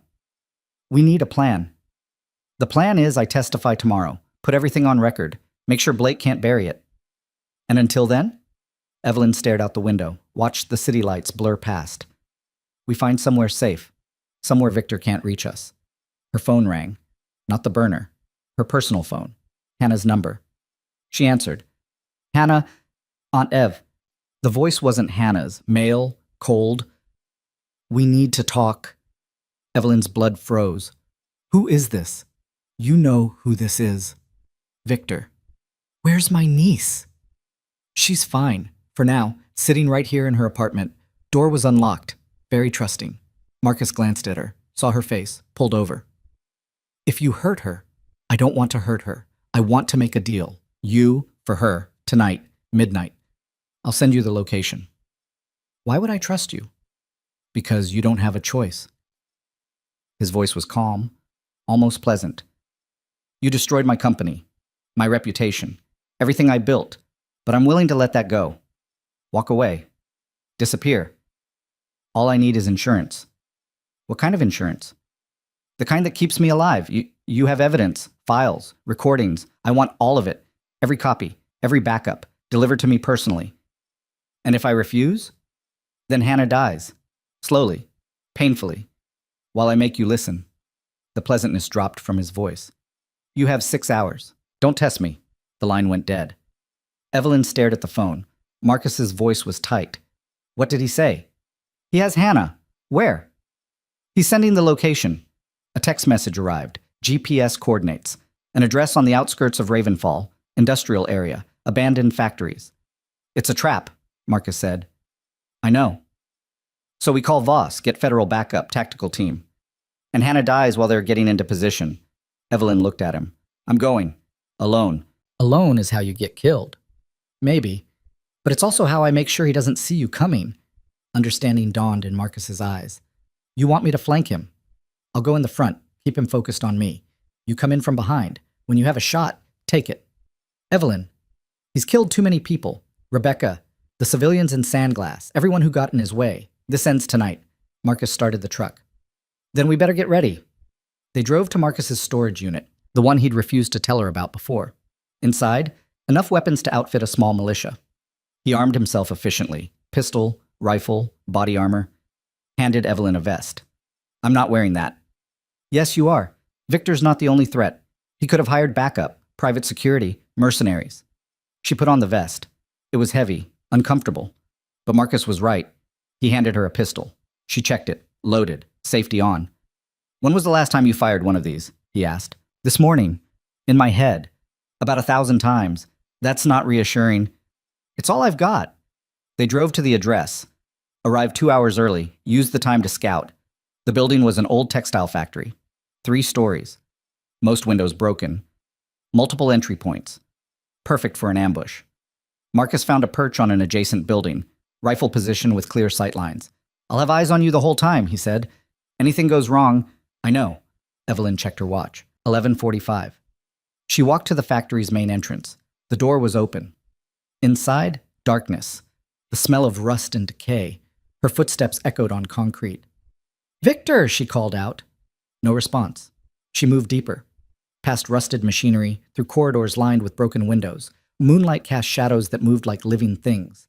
A light appeared ahead. Portable work lamp. Set up in what used to be the main production floor. Hannah sat in a chair under the light. Hands zip-tied behind her, tape over her mouth, eyes wide with fear. Evelyn started forward. Stop! Victor's voice came from the shadows. That's close enough. He stepped into the light, gun in hand, pointed at Hannah's head. Where are the files? He asked. In a safe place. That's not an answer. Let her go, then we'll talk about the files. Victor smiled. You're not in a position to negotiate. Neither are you. The files are set to auto-upload to every major news outlet if I don't enter a code every 12 hours. Kill me, and the world sees everything. His smile faltered. You're bluffing. Try me. They stood in silence. The factory creaked around them. Wind whistled through broken windows. You destroyed everything I built, Victor said quietly. My company, my reputation, my future. You destroyed it yourself. I just made sure people knew. No, you made yourself feel righteous. Made yourself the hero. But what you don't understand is that men like me, we're necessary. The world is ugly, brutal. Someone has to make the hard choices. Someone has to get their hands dirty so everyone else can sleep at night. You didn't make hard choices. You made profitable ones. Same thing. Not even close. Victor's hand tightened on the gun. I could kill you right now. Both of you. Disappear before anyone finds the bodies. You could, but you won't. Well, why not? Because you're scared. You've spent your whole life hiding behind lawyers and money and classified documents. You've never actually had to pull the trigger yourself. His face reddened. You don't know anything about me. I know you ordered a strike on civilians and blamed the intel. I know you covered it up and destroyed anyone who tried to tell the truth. I know you built an empire on the bodies of people who trusted you. They were acceptable losses. They were people. Victor raised the gun, pointed it directly at Evelyn. His hand shook. Do it, she said. Prove you're more than just a coward who hides behind other people's violence. His finger tightened on the trigger. A red dot appeared on his chest. Marcus's voice came through the earpiece Evelyn was wearing. I have the shot. She held up a hand, barely visible in the dark. The signal to wait. You can't do it, she said to Victor. You've never had the courage. Shut up. You signed the orders, approved the contracts, sold the weapons, but you never had to see what they did. Never had to watch people die because of your decisions. I said shut up. Sandglass, you sat in that briefing room and authorized a strike you knew was wrong. 37 civilians. Do you even remember their names? They were casualties of war. They were a family, children, elderly, people who had nothing to do with your mission. Tears streamed down Victor's face. Rage, guilt, fear, all of it visible now. I did what I had to do, he whispered. No, you did what was easy, and you've been running from it ever since. The gun lowered, just slightly. Evelyn moved. She closed the distance in 3 steps, grabbed the weapon, twisted. Victor's finger caught in the trigger guard. The gun fired. The bullet went wide. They struggled. Victor was stronger, younger. But Evelyn had 20 years of buried rage driving her forward. She drove her knee into his stomach. He doubled over. She brought the pistol down on the back of his head. He dropped. She stood over him, breathing hard. The gun in her hand felt heavy. Final. She could end it. Right now. No witnesses except Hannah. No one would question it. Self-defense. Her finger touched the trigger. Hannah made a muffled sound behind the tape. Evelyn looked at her niece, saw the fear, the desperation, the plea. She lowered the gun. Marcus's voice. Spectre, talk to me. What's happening? She pulled out the burner phone, called Voss. The general answered immediately. Evelyn? I have Victor Hale, old textile factory on Porter and 16th. Send a team. Is he alive? Evelyn looked down at Victor's unconscious form. For now. She hung up, walked to Hannah, cut the zip ties, removed the tape. Hannah threw her arms around her. I thought he was going to... I know. It's over now. Marcus appeared from the shadows, rifle slung over his shoulder. Federal vehicles incoming. We should leave before they get here. No. Evelyn stayed where she was. I'm done running. The vehicles arrived 5 minutes later. Voss led the team personally. She surveyed the scene, Victor unconscious, Hannah shaking, Evelyn standing like a statue. You okay? Voss asked. I've been better. Medics checked Hannah. Federal agents secured Victor. He came to as they were putting him in cuffs, eyes unfocused, blood running from a cut on his scalp. When he saw Evelyn, he laughed. Bitter. Broken. You think this changes anything? I'll be out in a week. My lawyers will... Your lawyers can't help you anymore, Voss said. We raided your offices while you were here. Found documents you thought you'd destroyed. Communications, financial records, evidence linking you to Rebecca Torres's death. Victor's face went pale. And Senator Blake just resigned, Voss continued, citing health reasons. Turns out having your corruption exposed to the Senate Ethics Committee is very stressful. She nodded to the agents. They hauled Victor to his feet. As they led him away, he looked back at Evelyn one last time. This isn't justice, it's revenge. No, she said quietly. It's both. They took him. The factory went quiet except for the wind and distant sirens. Voss approached Evelyn. Tomorrow, 9 a.m., congressional testimony. You still willing? I'll be there? Good, because Blake might be gone, but the committee still has questions, and the public deserves answers. She paused. For what it's worth, you did the right thing. Not just today, all of it. Evelyn didn't respond. Couldn't. The weight of everything was finally hitting her. Marcus touched her shoulder. Come on, let's get Hannah somewhere safe. They drove to Marcus's safe house, a small apartment on the north side of the city. Clean. Anonymous. The kind of place that didn't exist on any official records. Hannah collapsed on the couch. Evelyn sat beside her. I'm sorry, Evelyn said. I never wanted you involved in this. I know. Hannah's voice was small. Aunt Ev, what you did tonight, what you've been doing, it's insane. I know that too. But it mattered, right? All of it mattered? Evelyn thought about Rebecca Torres, about Gerald Hobbs, about the 37 people who died in Sandglass because no one stood up. Yes, it mattered. Hannah fell asleep an hour later, exhaustion finally winning. Evelyn covered her with a blanket and walked to the window. Outside, Ravenfall City sparkled in the darkness, millions of lives moving through their nights, unaware of what had just happened, unaware of the corruption that had been exposed, the system that was starting to crack. Marcus joined her. You should sleep. Can't. Because of tomorrow? Because I keep thinking about all the years I stayed quiet, all the people who died because I didn't speak up. You did speak up. In 2004. They buried you for it. And I let them. You survived. That's not nothing. Evelyn turned to look at him. Is it enough? I don't know, but tomorrow you get to find out. Morning came too fast. Evelyn barely slept. When she did, nightmares waited. Rebecca's body under a sheet. Victor's gun pointed at Hannah. The faces of the people who died in Sandglass. She woke at 6, showered, dressed in the same plain clothes she always wore. No attempt to look impressive. No costume. Just herself. Hannah was still asleep. Marcus was making coffee in the kitchen. Big day, he said. Yeah. You ready? No. He poured 2 cups, handed her one.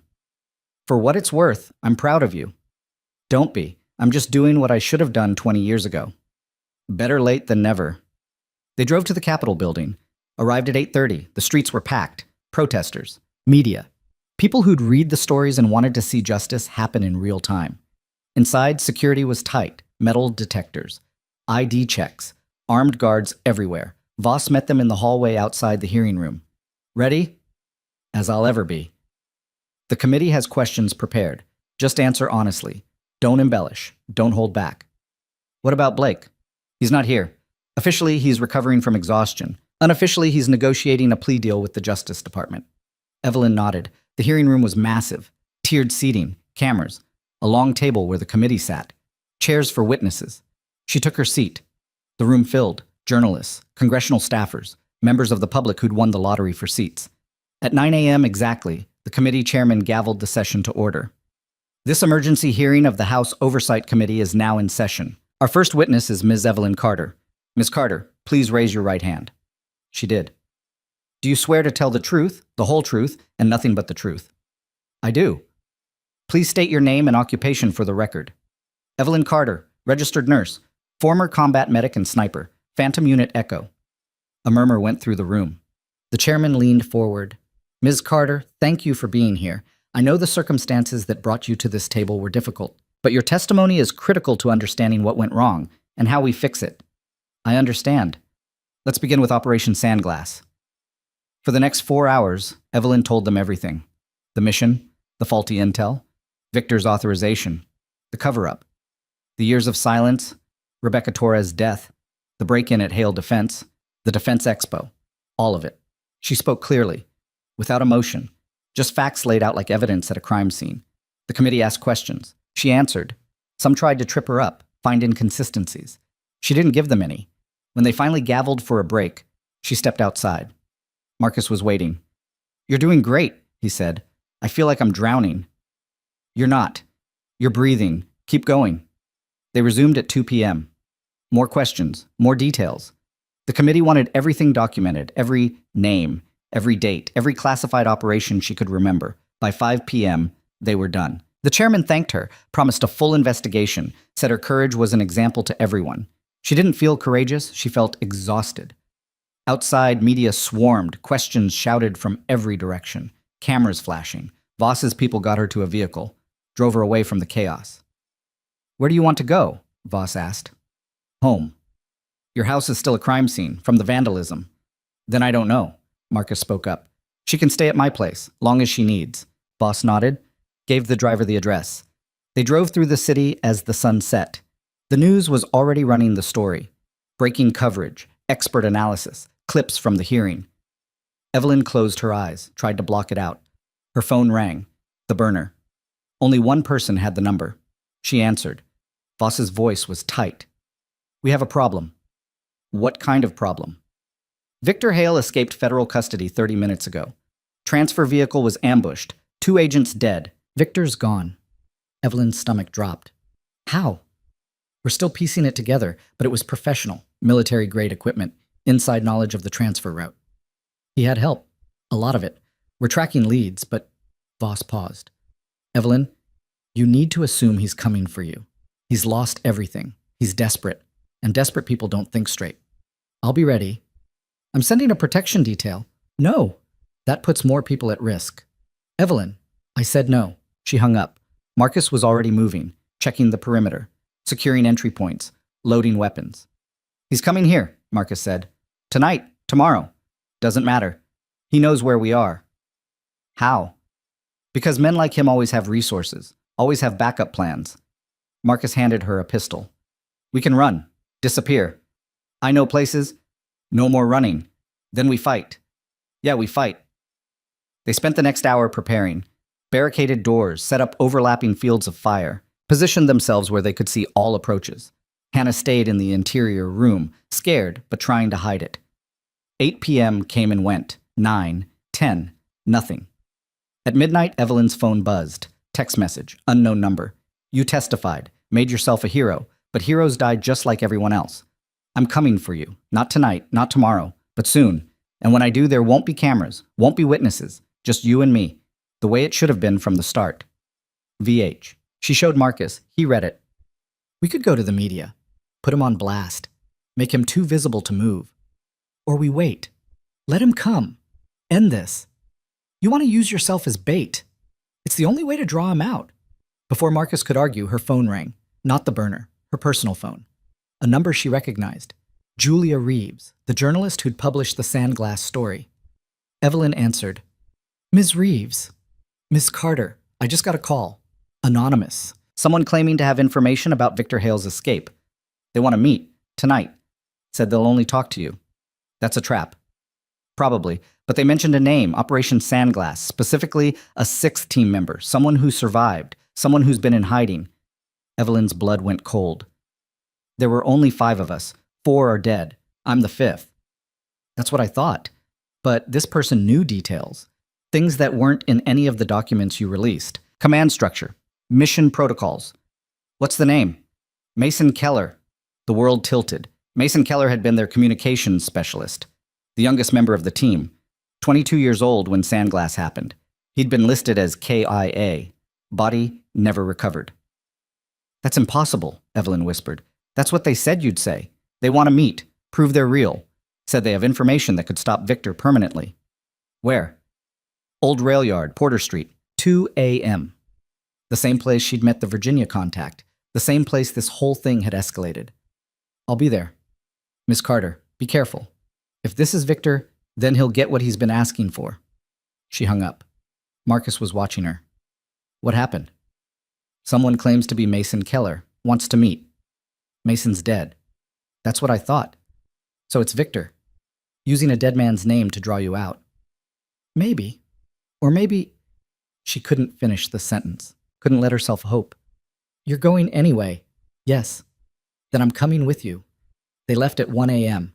Hannah protested. Evelyn promised to call as soon as it was over. The rail yard was exactly as she remembered. Dark, empty, rusted metal and broken concrete. Marcus took up position on a rooftop, same as before. Evelyn approached the meeting point alone. A figure waited by the same boxcar, silhouetted against distant city lights.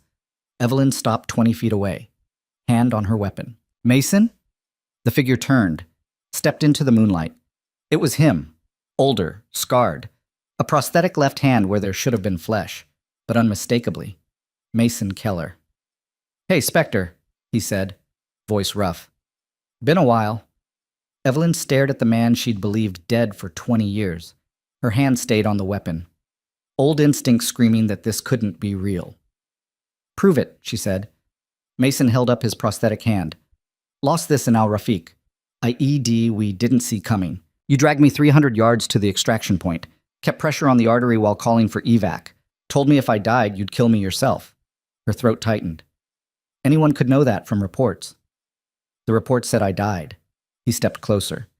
They said all of us died except you, but you know what really happened after Sandglass, after you reported Victor.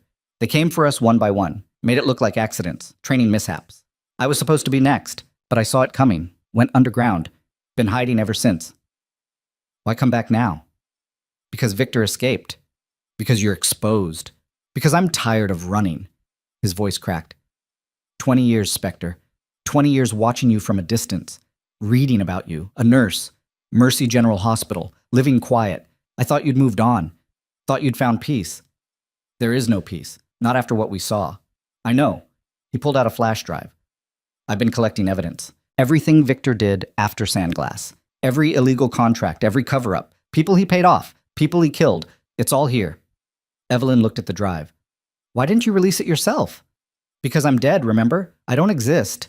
But you do. You have credibility now. A platform. Congressional testimony. If you add this to what you've already exposed, it buries him completely. More than that, it brings down everyone who protected him. The senators, the generals, the contractors, the whole corrupt system. Marcus's voice came through the earpiece. Spectre, we've got movement. East side, 3 vehicles, coming fast. Evelyn grabbed Mason's arm. We need to leave. Now. It's Victor, isn't it? Probably. Mason pulled a pistol from his jacket. Then let's finish this. You've been hiding for 20 years. You don't have to fight. Yes, I do. We all do. The vehicle screeched into the rail yard. Headlights cut through the darkness. Doors slammed. Footsteps pounded on concrete. Victor's voice echoed across the space. Evelyn, I know you're here. Come out and we can talk.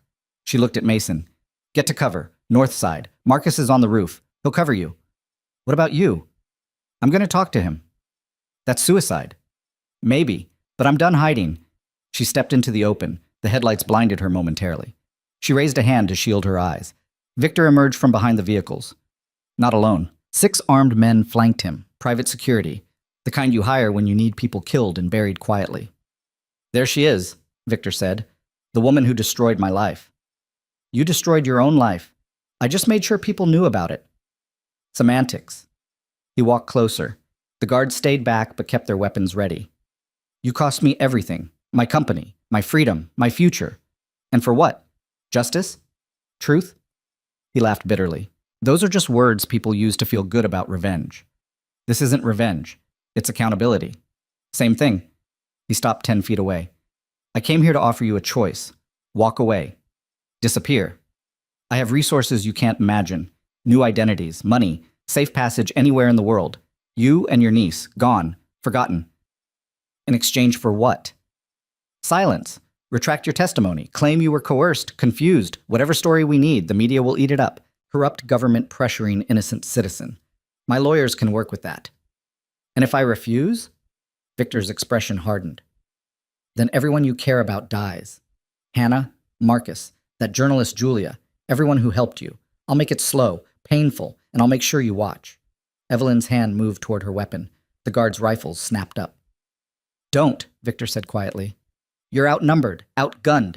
This ends one way or another. Choose wisely. Marcus's voice crackled in her ear. I have shots on 3 guards. Mason has position on the other 2. But Victor's using you as cover. I can't get a clean angle. Evelyn kept her eyes on Victor. You really think killing me solves your problems? It solves the immediate one. There are copies of everything, documents, recordings, people who know what you did. Kill me, and it all goes public anyway. I'll take my chances. Will you? She pulled out the flash drive Mason had given her, held it up. This contains 20 years of evidence. Every crime you committed after Sandglass, every bribe, every murder, everything. Victor's face went pale. Where did you get that? Someone who's been watching you, documenting everything. Someone you thought was dead. Mason stepped out of the shadows. Weapon raised. Victor stumbled backward. That's impossible. You're supposed to be dead? Mason's voice was cold. That was the plan, wasn't it? Kill everyone who knew about Sandglass. Make sure no witnesses survived, but you missed one. The guard shifted nervously, looking between Victor and this new threat. Shoot them, Victor screamed. Both of them. The guards hesitated. That hesitation cost them. Marcus fired first. 2 guards dropped. Mason took out another. Evelyn drew her weapon and put 2 rounds into the 4th guard's center mass. The remaining 2 ran. Victor pulled a pistol, aimed at Evelyn. His hand shook. You can't do it, she said. Just like at the factory. You don't have the courage. I have nothing left to lose. Then pull the trigger. He did. The gun clicked. Empty. Victor stared at the weapon in disbelief. Evelyn stepped forward. I took the firing pin out when I disarmed you at the factory. Had Marcus swapped the magazines while you were in custody? You've been carrying a useless piece of metal this whole time. Victor dropped the gun, fell to his knees. Please, I'll give you anything. Money, information, whatever you want. I don't want anything from you. I want you gone. Sirens wailed in the distance. Federal vehicles. Voss had been tracking them. Victor looked up at her, tears streaming down his face. You think this changes anything? You think exposing me fixes the system? There are 100 more like me, 1,000. You can't stop all of us. No, but I can stop you, and that's enough. The federal vehicles arrived. Agents swarmed. Voss stepped out, took in the scene. Bodies, weapons, Victor on his knees. Ms. Carter, you have a talent for making my job complicated. Sorry. No, you're not. Voss gestured to the agents. Take him. This time, he doesn't leave our sight until he's in a supermax cell. They hauled Victor to his feet. He didn't resist, didn't fight, just stared at Evelyn with hollow eyes. This isn't over, he whispered. Yes, it is. They took him away.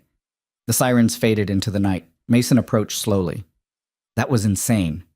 Welcome to my week, he laughed, rough, broken. I can't believe it's really over. It's not. Not completely. Evelyn looked at Voss. The flash drive. Everything Mason collected. You need to see it. They spent the next 3 hours in a secure location going through the files. Voss brought in analysts, tech specialists, people who could verify the data. Every file checked out. Bank records linking Victor to 17 different illegal arms deals. Communications proving he'd ordered hits on journalists. Evidence connecting him to Senator Blake and 4 other congressional leaders. This is massive, Voss said quietly.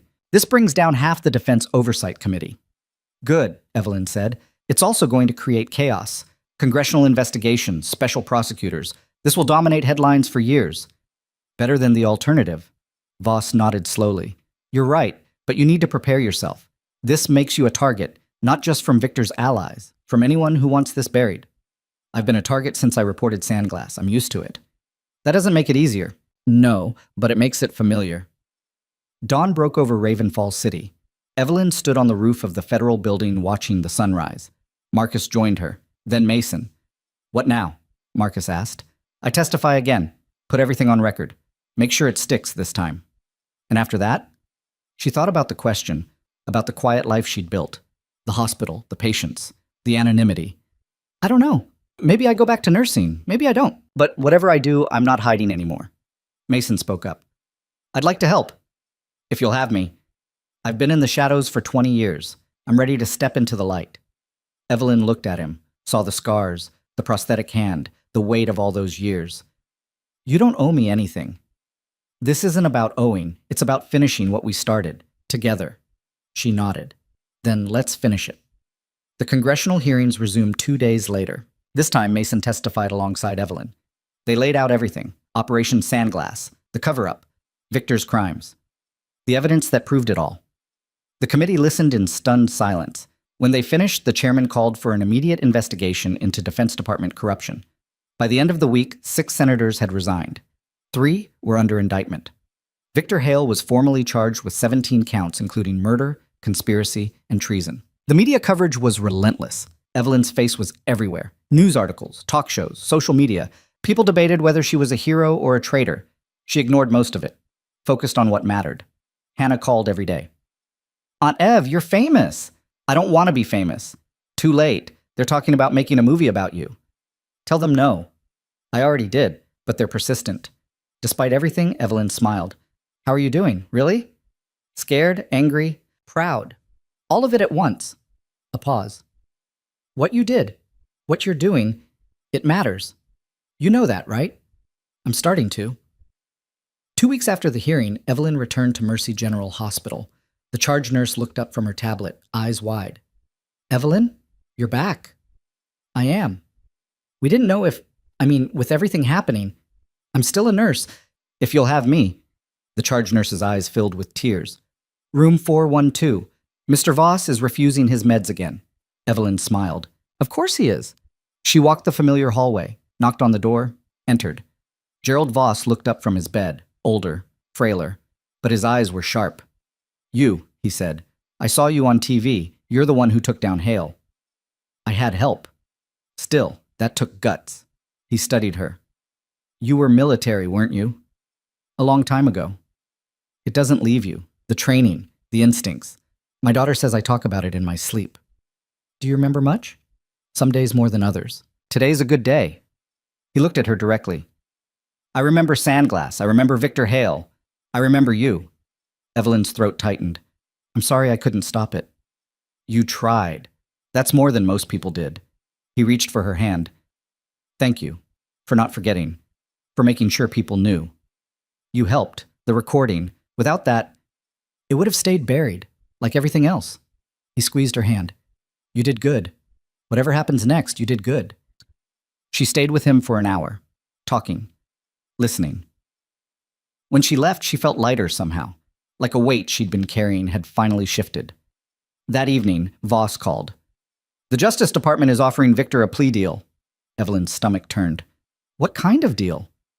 Life in prison, no parole, in exchange for testimony against his co-conspirators, names, bank accounts, everything. And if he refuses? Then he goes to trial. We have enough evidence to convict, but a trial means years of appeals, delays. He could die of old age before serving real time. So we let him deal. That's my recommendation, bird in hand. Evelyn thought about Rebecca Torres, about the civilians in Sandglass, about all the people Victor had destroyed. Do it, but I want one condition. What? I get to face him, one last time, before he's sent away.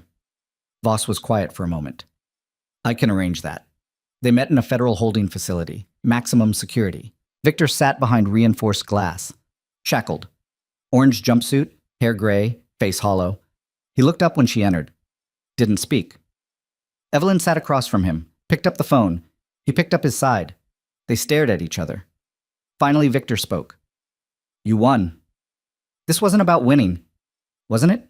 You took everything from me. You took it from yourself. I just made sure everyone saw. He leaned back. I could have been different. If I'd listened to you in that briefing room, if I'd called off the strike, changed the orders. But you didn't. No, I didn't. His eyes were empty. And now I spend the rest of my life in a cell, thinking about all the choices I made, all the people I hurt. Good. You should think about them every single day. Will you? The question caught her off guard. Will you think about them? Victor pressed. The people who died because of what you did? Rebecca Torres, the guards at my headquarters, the men who came after you tonight at the rail yard. Every day. But the difference between us is I tried to stop the killing. You profited from it. Maybe. Or maybe we're both just soldiers who couldn't let go of the war. I'm not a soldier anymore. I'm a nurse. Are you? Or are you just pretending, playing it normal while the violence follows you everywhere? Evelyn stood. I hope your cell is small. I hope the walls close in. I hope every night you hear the voices of the people you killed, and I hope you never find peace.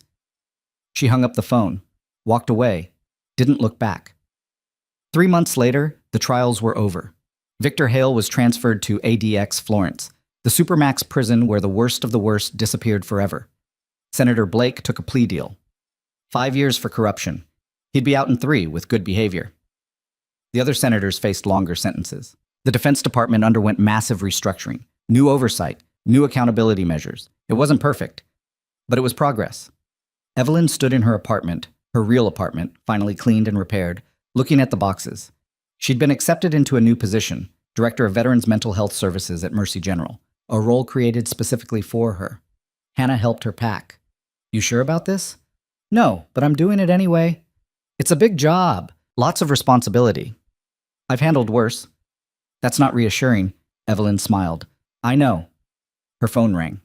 Marcus. Turn on the news. She found the remote, clicked on the TV. The headline, Phantom Unit Echo officially recognized. President awards posthumous medals to fallen operators. The screen showed a ceremony, the White House. Families of the deceased receiving medals. And at the end, a special recognition for the survivors. Evelyn Carter, Mason Keller, Marcus Vale. Citations for bravery, for sacrifice, for standing up when everyone else fell in line. Hannah grabbed her hand. Aunt Ev, that's you? Yeah. You're a hero. I'm a nurse who did what needed to be done. Same thing.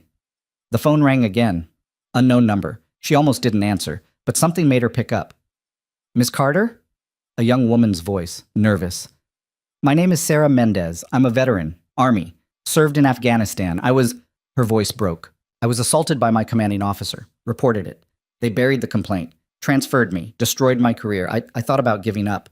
But then I saw your story. What you did. How you fought back.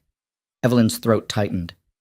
I want to fight too, Sarah continued, but I don't know how. I don't have your skills, your background. You're a soldier who got hurt by people who were supposed to protect you. That's enough. Is it? Yes, and you're not alone anymore. Call this number. Evelyn gave her boss's direct line. Tell them I sent you. They'll help. Thank you. Thank you. The line went dead. Hannah was watching her. There's going to be more, isn't there? More people calling, more stories, more fights. Probably. And you're going to help them all. I'm going to try. You can't save everyone. No. But I can save some. And that's better than saving none. 6 months later, Evelyn stood in a conference room at Mercy General. Around her 15 veterans, all with stories like Sarah's, all fighting systems that had failed them. She'd started a program, legal support, medical care, advocacy. Using her platform, the one she'd never wanted, to help people who needed it. Mason ran the operations side. Marcus handled security. Julia Reeves documented everything, ensuring transparency. And slowly, things changed. Policies shifted. Oversight improved. People started listening. It wasn't fast. It wasn't easy. But it was real. 1 year after the Defense Expo, Evelyn received an invitation. The Department of Defense wanted her to speak at a conference on military ethics and accountability. She almost declined. Then she thought about all the people who'd never gotten to speak, who'd been silenced, erased. She accepted. The conference was massive. Generals, politicians, defense contractors, all the people who'd ignored her for 20 years. Now they had to listen. She walked to the podium, looked out at the crowd. My name is Evelyn Carter. 20 years ago, I reported a war crime. The system buried me for it. Erased my unit, destroyed my career, made me disappear. The room was silent. I spent 2 decades as a nurse. Quiet. Invisible. Believing that silence was safety. That if I stayed small enough, the past couldn't find me. She paused. I was wrong. The past always finds you. The question is what you do when it does. She told them everything, the whole story. Sandglass to the defense expo, the cover-up to the exposure, the fear to the fight. I'm not a hero, she said. I'm a woman who got tired of being quiet, who decided that truth mattered more than safety. And yes, it cost me. It cost people I cared about. It cost Rebecca Torres her life. Her voice cracked. But silence costs more. Silence lets corruption thrive. Lets criminals profit. Lets good people suffer while bad people prosper. She looked directly at the generals in the front row. You want to honor veterans? Stop protecting the people who hurt them. You want accountability? Start with yourselves. You want to prevent another Sandglass? Listen when people speak up. Believe them. Support them. Even when it's uncomfortable. Especially when it's uncomfortable. She stepped back from the podium. The room erupted in applause. Not everyone. Some sat stone-faced. Some walked out. But enough people clapped. Enough people listened. That evening, Evelyn sat in a hotel room with Marcus and Mason. They ordered room service, ate in comfortable silence. You did good today, Marcus said. We'll see. You're never satisfied, are you? Not until the work is done. The work's never done. Then I guess I'll never be satisfied. Mason raised his glass. To unfinished business. Marcus joined him. To the fight. Evelyn lifted her glass. To everyone who didn't make it this far. They drank. Later, alone in her room, Evelyn opened the locked case one last time, looked at the photograph of her team, 5 faces, young, alive, believing they were doing something that mattered.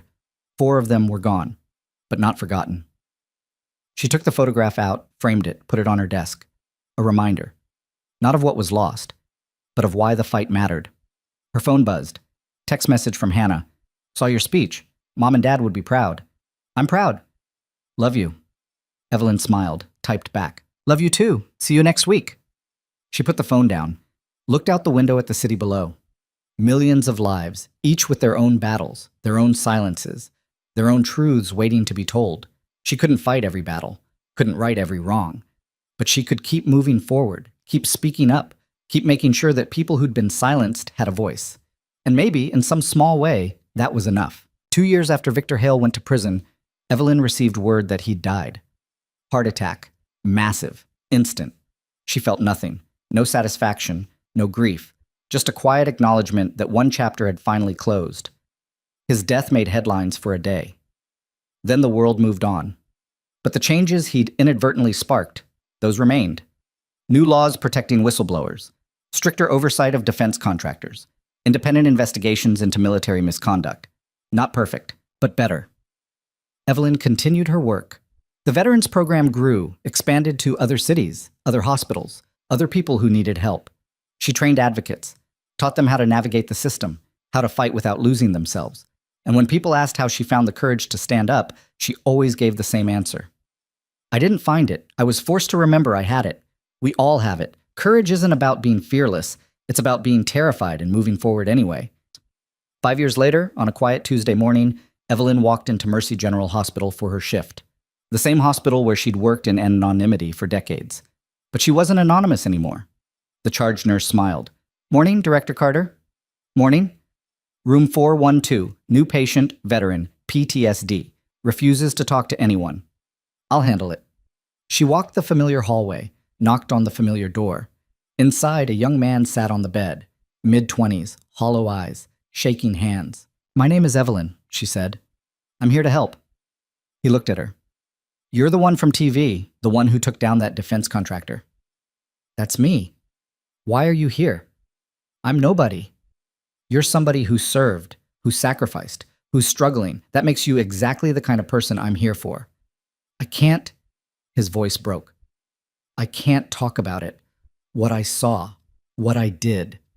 You don't have to, not today, not until you're ready. But when you are, I'll listen, and I'll believe you, and I'll help you fight. He stared at her for a long moment, then nodded. She sat down, started with the basics. Medication, sleep patterns, triggers, small steps. The same ones she'd taken decades ago when she first started healing, because that's what it was.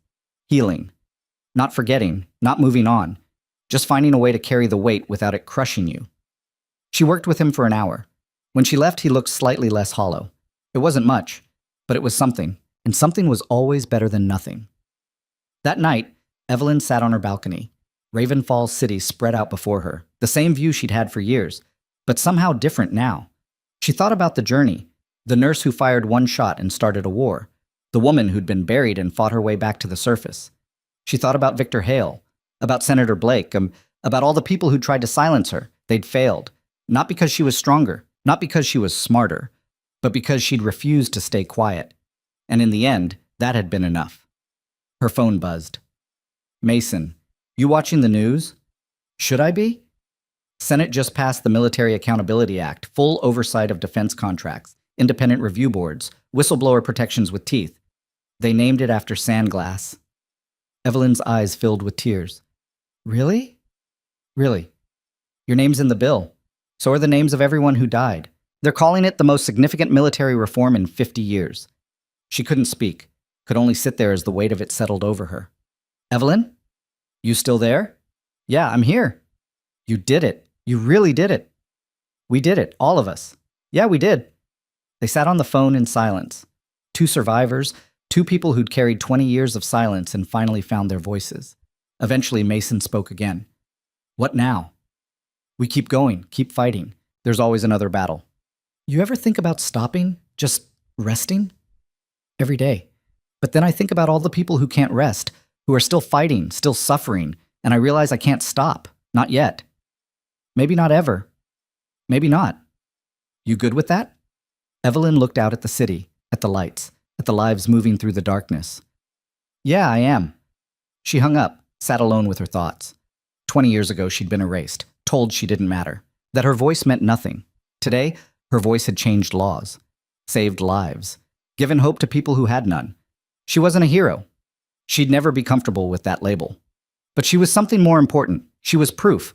Proof that one person could make a difference, that truth mattered, that silence was never the answer. Proof that the people they tried to bury, if they refused to stay down, could shake the foundations of the very systems that buried them. And in a world that often felt hopeless, that proof was everything. Evelyn stood, went inside. Tomorrow would bring new challenges, new fights, new people who needed help. But tonight she allowed herself a moment of peace. The quiet nurse who'd fired one shot had started a revolution. And somewhere, in the darkness, others were watching, listening, finding their own courage. Because if Evelyn Carter, a 63-year-old nurse in a worn cardigan, could take down an empire, then maybe they could too. Maybe they all could. And that was the real victory. Not the trials, not the reforms, not the recognition, but the ripple effect, the seeds planted, the voices that would rise because she'd shown them it was possible. She looked at the photograph on her desk, her team, her family. We did it, she whispered. It's not over, but we did it. And for the first time in 20 years, she slept without nightmares, because the ghosts had been laid to rest, not by silence, but by truth.